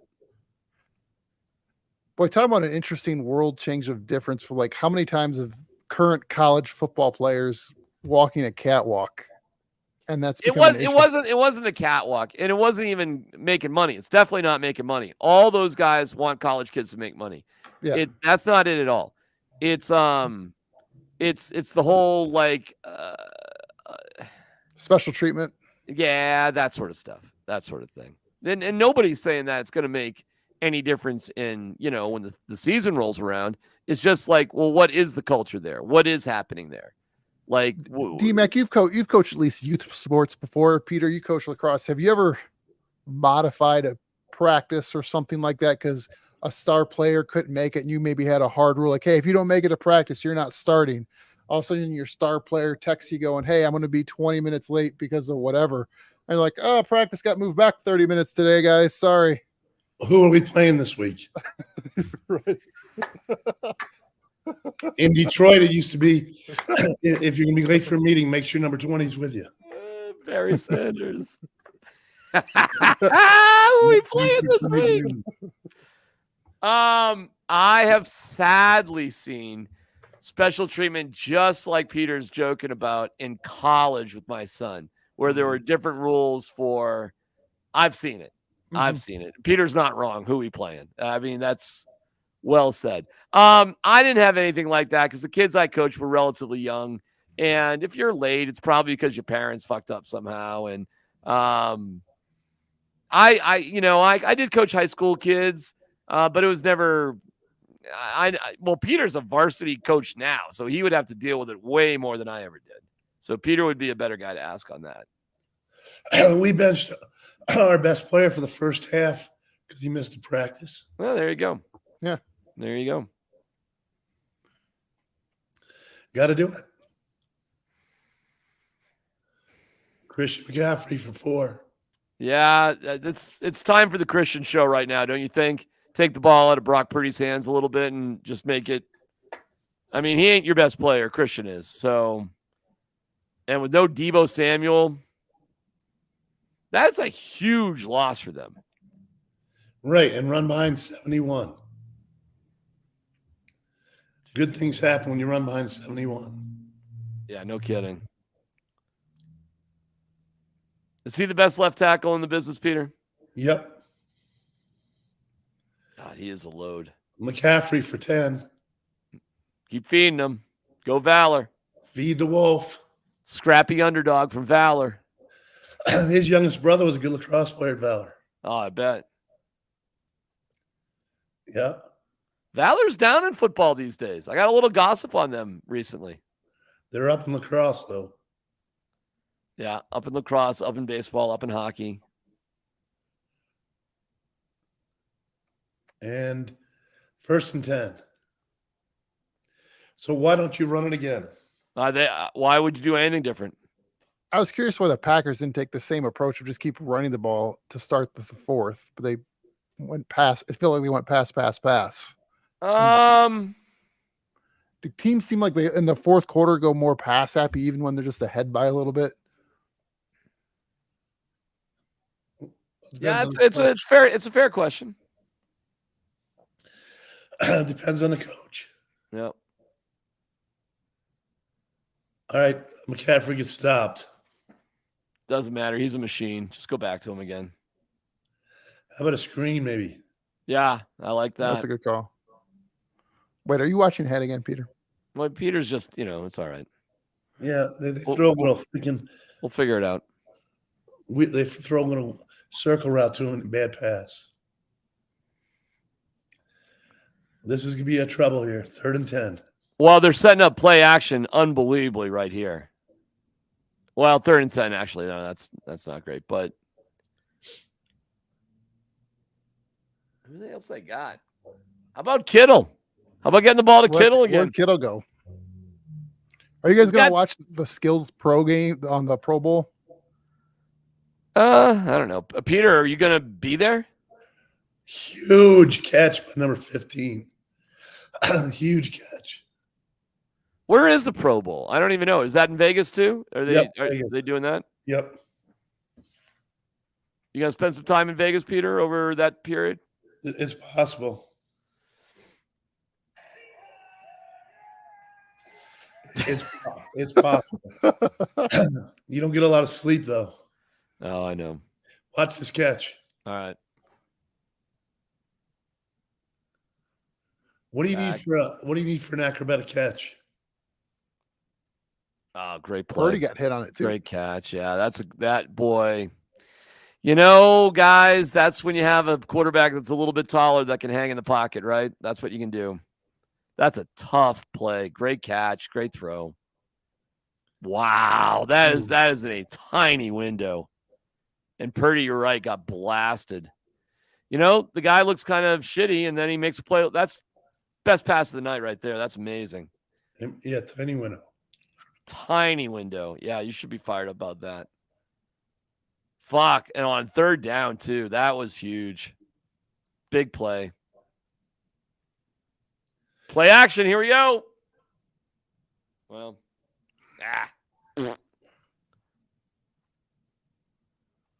Is it 4 down territory yet for the Niners? No. No, kick. Yeah, the Packers haven't really done much with the ball here lately. The Niners, the momentum's definitely on the Niners side right now. Well, I mean, it would be 4th and 1, yeah, but not 4th and 5. They're still pretty far back for a field goal here, though.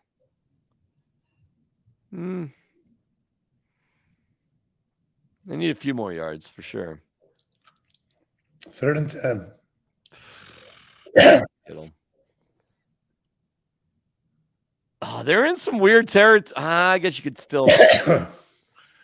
I guess you punt. You got to put it inside the 10, though, for sure.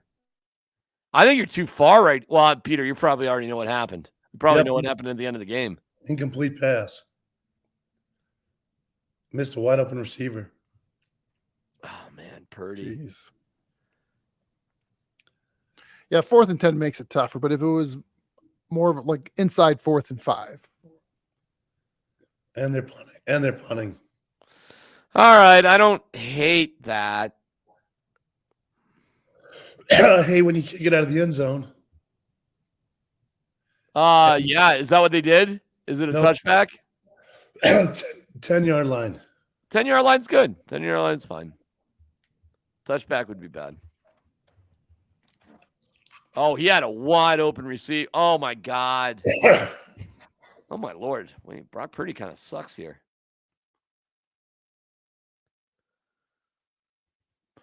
Is this where people say like they want a quarterback like Brock Purdy's a game manager and like a Patrick Mahomes in the situation would go make a play to help him win more than, I mean, it's one of those like, isn't a game manager what the quarterback is supposed to be? So it seems like a weird argument to say we want more than a game manager. Now Purdy's screaming at somebody. So somebody might have, when you see a quarterback react like that, you see that when I see a quarterback react like that, that means somebody else is screwed up. Someone ran the wrong route. Yeah. Like a reaction like that. Yeah. Yep. Sometimes all bad passes aren't on the quarterback. It looks terrible, but it's not always their fault. That's for sure. This is what the NFL is all about, though. Well, this is a Saturday night game like this. Are you kidding me? This is fantastic. It's going to get some good ratings. Yep. Oh, did you guys remember to cancel your Peacock membership already? No way, man. I want to see Deal or No Deal Fantasy Island. I want to see John Larroquette and Night Court and the New Adventures of the Fresh Prince of Bel-Air. I looked for anything to watch, found nothing. Nothing. I can get Seinfeld on Netflix, so I'm good. I can't tell you the last network TV show I aside from my wife watching Survivor. Aside from that, I can't tell you the last network TV show I actually watched. I like the SEAL team. Do you really? Yep. Seriously? Yep. Have you seen the one where they're training celebrities? I don't know. Hey, I don't know how you can sit through the commercials. I'll tell you a great show, Reacher. That is a good one. Yeah, but that's not a network TV show. That's on Prime, isn't it? Prime. Yeah. Yeah, that guy looks. I don't know who that actor is, but that motherfucker could kick any. Oh, sorry, I should have said that, Rob. I'm sorry. That guy. He's huge. That guy. All right, Packers have the ball. Run play, first down, more. A lot more. Even more. Getting more. He's channeling his intercostas. Getting more. Running right by Chase Young. Again, like Marvin said, getting blocked by a receiver.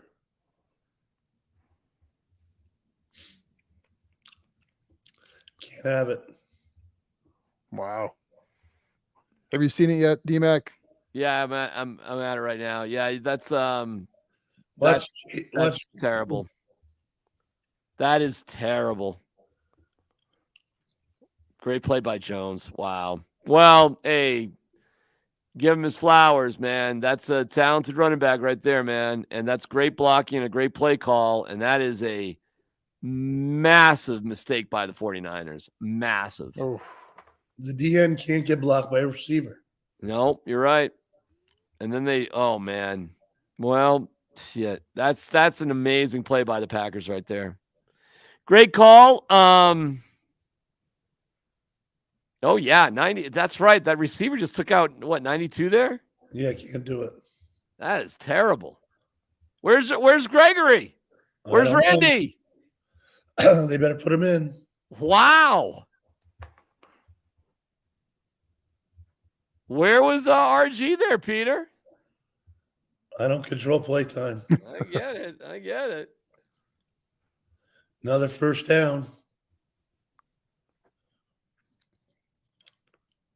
What will you do, man? After games with your clients, will you give them a call and just be like commiserate with them a little bit, or what's the protocol? We'll go over the whole game. Really? Yep. Okay. I'm taking notes. That's just bad defense. So you'll ask Rand. Well, he's not in. I don't know why he's not in. I mean, do they not want to play him in the run? I don't know.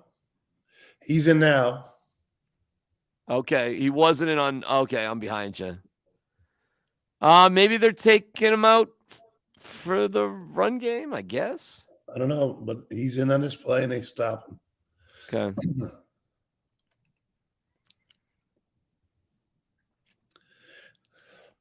Second and 10. This is getting a little tense right here, man. Touchdown in the pack. The Niners are in trouble here, man. If this is a touchdown, Got to hold him to a field goal. Yep. And then Rob, we are in 4-down territory after that for sure. Oh yeah. Play action. I'm behind you guys. I know. Okay. All right, we got 3rd and 8. Peter's a full down ahead of me. No, I'm not even there yet. It's probably yeah. I'm gonna put a mute mic on hit the mute on Peter time to time. I just have the streaming stuff. It sucks. I should just be on regular TV.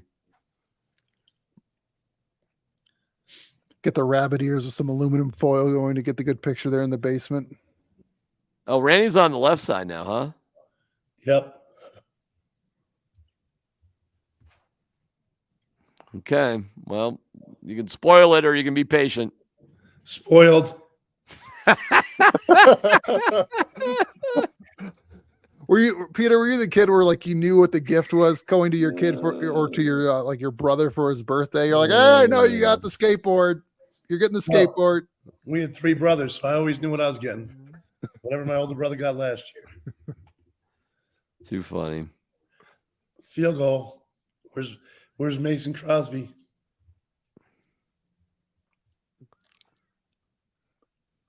And it snap, hold, place. Missed it. Wow. No way. What? Wow. Missed it.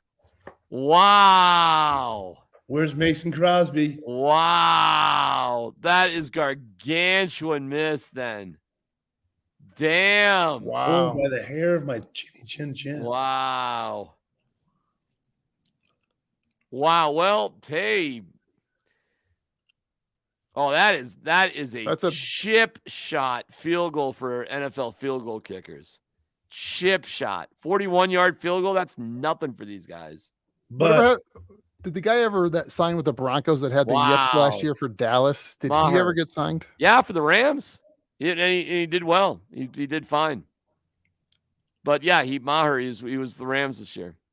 Bad snap, but they got it down. Wow, holy shit, that is gargantuan. the announcer would say, had the leg, though. No doubt about that. Had the leg. Wow. Well, 4-point lead for the Pack. 6 and change to go in the game. I mean, this is kind of it. Here we go. You got to get a touchdown. We are in 4-down territory, no doubt about it. You can't mess around now. After that drive, there's no way you can. You got to go for it. We need George Kittle. Kittle has a big catch today. He's got a touchdown, right? Yep. Kittle's got 3 catches, 73 yards with a touchdown, long of 32. Yeah, Kittle's a weapon, man. Kittle's definitely a weapon. Wow, Mason Crosby. Yeah, where is Mason? Mason's with a team, though, isn't he? I think he's somewhere. He got signed by the Giants and missed a big field goal. Oh, yeah, that's right. That's right. Yeah, he couldn't even kick the ball to the end zone. Prater's still doing it. Prater's got a leg. Prater's still doing it. What a story Prater is. Right. Well, I mean, what year is he in now? 18? I mean, it's crazy. And Matty P had some problems back here in Denver, y'all. And he I'm happy for Matt. He's a good guy. I'm glad he got his life together. And did he ever? Wow. I mean, wow. So good for him. Yeah, he partied like a rock star. He had his time. No doubt about it.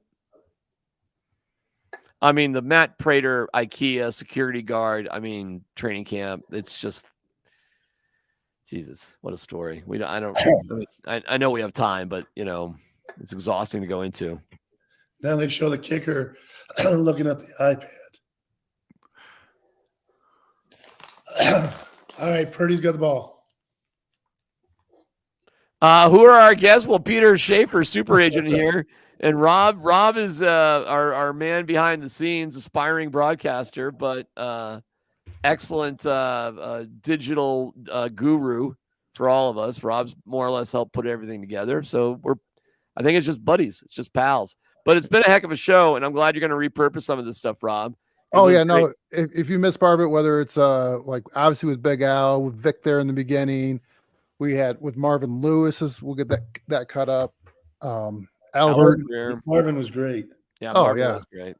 So we'll get that cut up here in the next few days. So if you're just tuning in now and going, what did I miss? You missed some good stuff, but it'll be put out there on everyone's channels.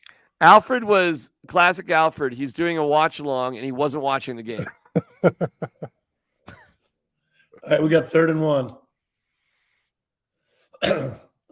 Oh, the Packer kicker's not practicing.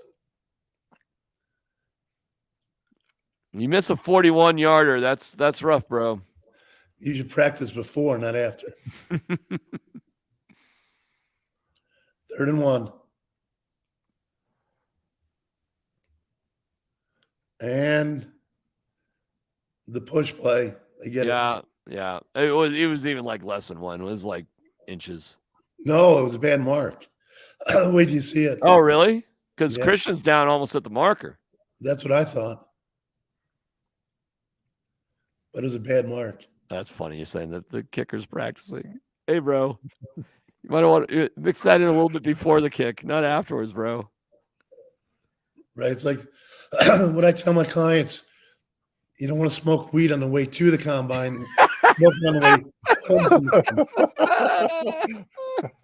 way.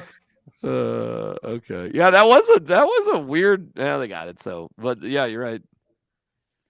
Oh my God, smoking weed before the combine. Oh my Lord, those stories are crazy. It's like, my guy. It's like your time. There's so much weed you can smoke after the combine. Right. Just get home. Like, do they? Are there any medicals, Peter, after the combine, or all medicals combine, and that's kind of it? They're medicals, but they can only test you at the combine. That's it, huh? Oh wow. Yeah. So you just got to stay clean. End of February. That's it, man. It's not that big of a sacrifice. It all drops a huge pass in his hands. Oh, on 2nd and 5. Oh my God. Oh my God. Oh, in the wrong number. Oh, here's an interesting question. I didn't even notice this, Peter. It's for you. When you see a client go off on a fan like Honey Badger did tonight, do you say anything? I didn't even catch that. The Honey Badger was screaming at a fan or something? I didn't see it. I didn't see it. Here it is, big play, 3rd and 5. Purdy. Oh, dude, I'm just seeing that Kittle thing. Oh my lord! Huge catch by Arizona State. Ayuk, my guy. Peter's gonna start talking in code. I'll understand that one. Be like Nostradamusisms. What's going on? Huge catch. This is a great game. 3.5 to go. Tick, tick, tick, tick, tick. Both teams have 3 timeouts. Oh, Niners big catch down to 25. The sound guy Woo!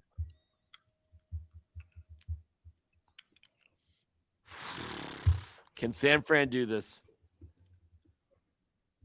Purdy is all over the place, man. Like Wow. he is terrible and he's brilliant all at the same time. Yep, it's like my chicken soup, hot and cold.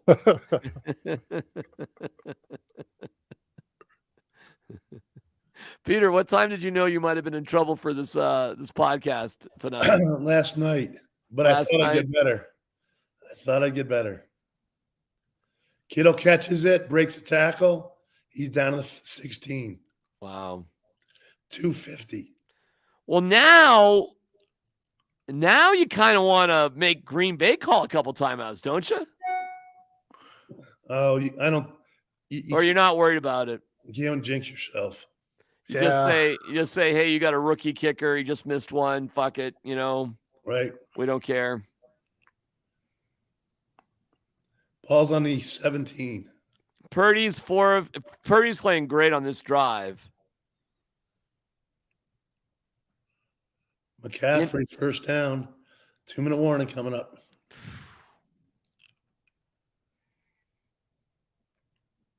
Oh, man, this is tearing the heart out of Green Bay Packers fans right now. I think, listen, man, I don't know, man. I have plenty of respect for San Fran and good for them and all that. I think the Ravens would steamroll these guys right now. Yeah, especially in a dry turf. Yeah. Yeah. Especially in a dry turf. Oh, Christian's so tough. All right, I'm there with you. The 2-minute warning. And, man, great game. Green Bay up by 4, 2 minutes to go. Christian, big night for him. He has 16 carries for 92 yards. That's really good. 5.8 per touchdown, long run. 6 catches for 30. Fun game. Weird weather, but that doesn't seem to matter now. Still only 1 sack. 1 sack. 1 sack. Wow. Not many turnovers, only 1 interception, right?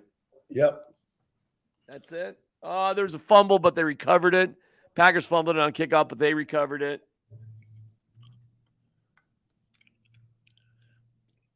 Great game. It doesn't feel like there's been a lot of flags either. No. I can tell you. That's a good question. I can tell you that answer, my friend. We have, 6 penalties on the Niners, only 1 on Green Bay. So, yeah, Niners 6 for 83, 1 for 5 for Green Bay. So, hey, another reason, man, Green Bay's in this game. They haven't made, I got wonder, so they haven't made a lot of mistakes. They haven't slowed themselves down. They've controlled the ball. They've done everything you need to do to give yourself a shot here on the road against a better team for sure. Jordan Love's been okay. He's been okay enough. He has 2 touchdown passes, a pick. Not sacked, though, to your point, Peter. He's doing what he needs to do. Purdy's rolling up some numbers now. 252. And here we go. If that receiver cracked the linebacker, it's a good play. We get down into the red zone, though, and you never know. Purdy with a huge run. Almost a first down. Packers still not calling timeout. Yeah, that's a good pickup there, Peter. What are they thinking here? I mean, yeah, you kind of wow. That's a misstep by the Packers. Even though they have to get in the end zone. Yeah, you got to give yourself some time. Get the first right here. Just get the first. I'm watching the Purdy run right now. Oh, he tried for that first. McCaffrey touchdown. Okay. 107. Oof. Oof. Don't you like it when the announcer goes, instead of 107, 67? He's proven to you that he can count. 236 seconds left on the clock. Like you prove you can count. Good job. You've never done that in a game, like in a lacrosse game. There's a timeout. You're like, hey guys, we got 100 seconds left. All right, I'm watching this McCaffrey play. It's like a replay for you, Peter. But so Rob, they're when you say 100 seconds left, there's 2.5 minutes.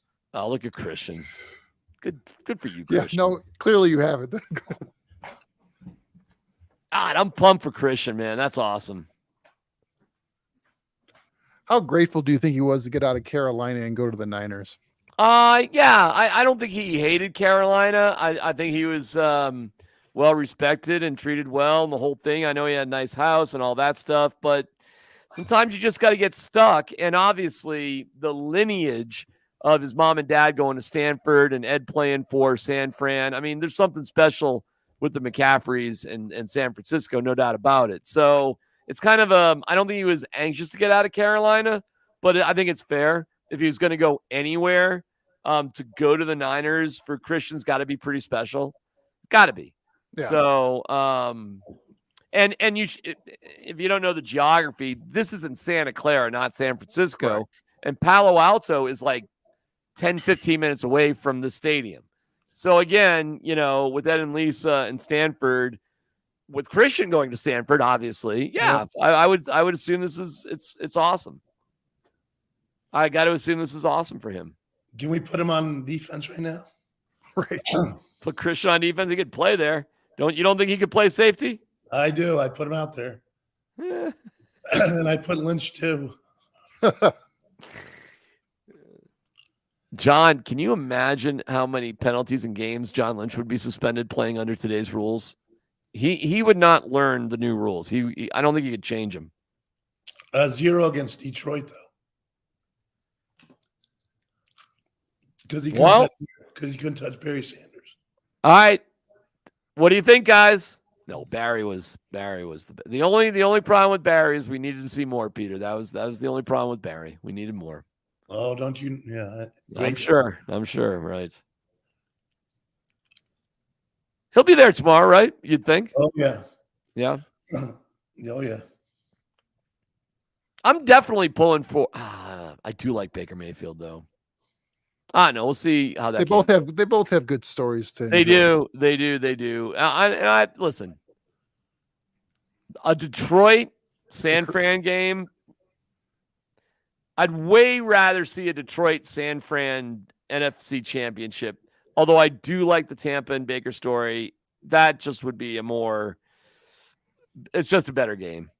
All right. What do we think, guys? Does Green Bay pull this off or not? It's coming down to the wire.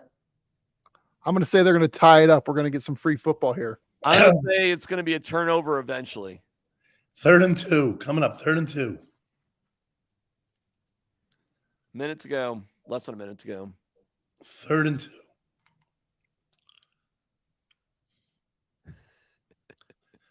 But people are asking Peter, hold on, let me get it here. Why is Peter intentionally trying to spoil the upcoming play for DMac and those delayed slightly? Peter, you're being accused of a travesty here. I think they're calling us slow. I'm clairvoyant. First down Packers. Kept in bounds, though. They got 3 timeouts. Yeah, they got a lot of timeouts. They wind in the clock, and they call timeout. Yeah. The kicker's a little nervous. Oh, you think? He's probably shitting his pants right now. Are you kidding me? What are they doing? How about overtime though? Overtime would be kind of fun. I'll take I wouldn't mind it. free Sure, if you had football. a voice. Peter's voice wouldn't be any good. If you had a voice, it would be. Hey, this might be the right time to get Vic back on. I did text him a few minutes ago to see if he wanted to wrap it up here, but I don't know if he's Speaking done. of Vicks, I am having a Vic cough drop. No, I appreciate you soldiering through here, Peter. I am. I had no choice. Playing injured. Yep. Got to leave it on the field. It's a great idea, and getting the guests, and sure, we got a couple more weeks of this, so I mean, why not? If you're And the game is over. The game is over. Down goes Frazier. Down goes Frazier. Was there a turnover? Yes. Yeah, you're way ahead of us. Way Down goes Frazier.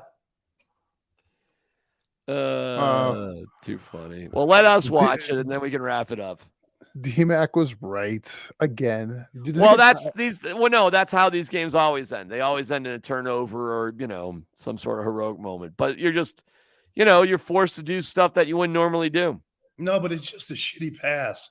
So Throw it away. It's thrown across his body on first down. That is terrible.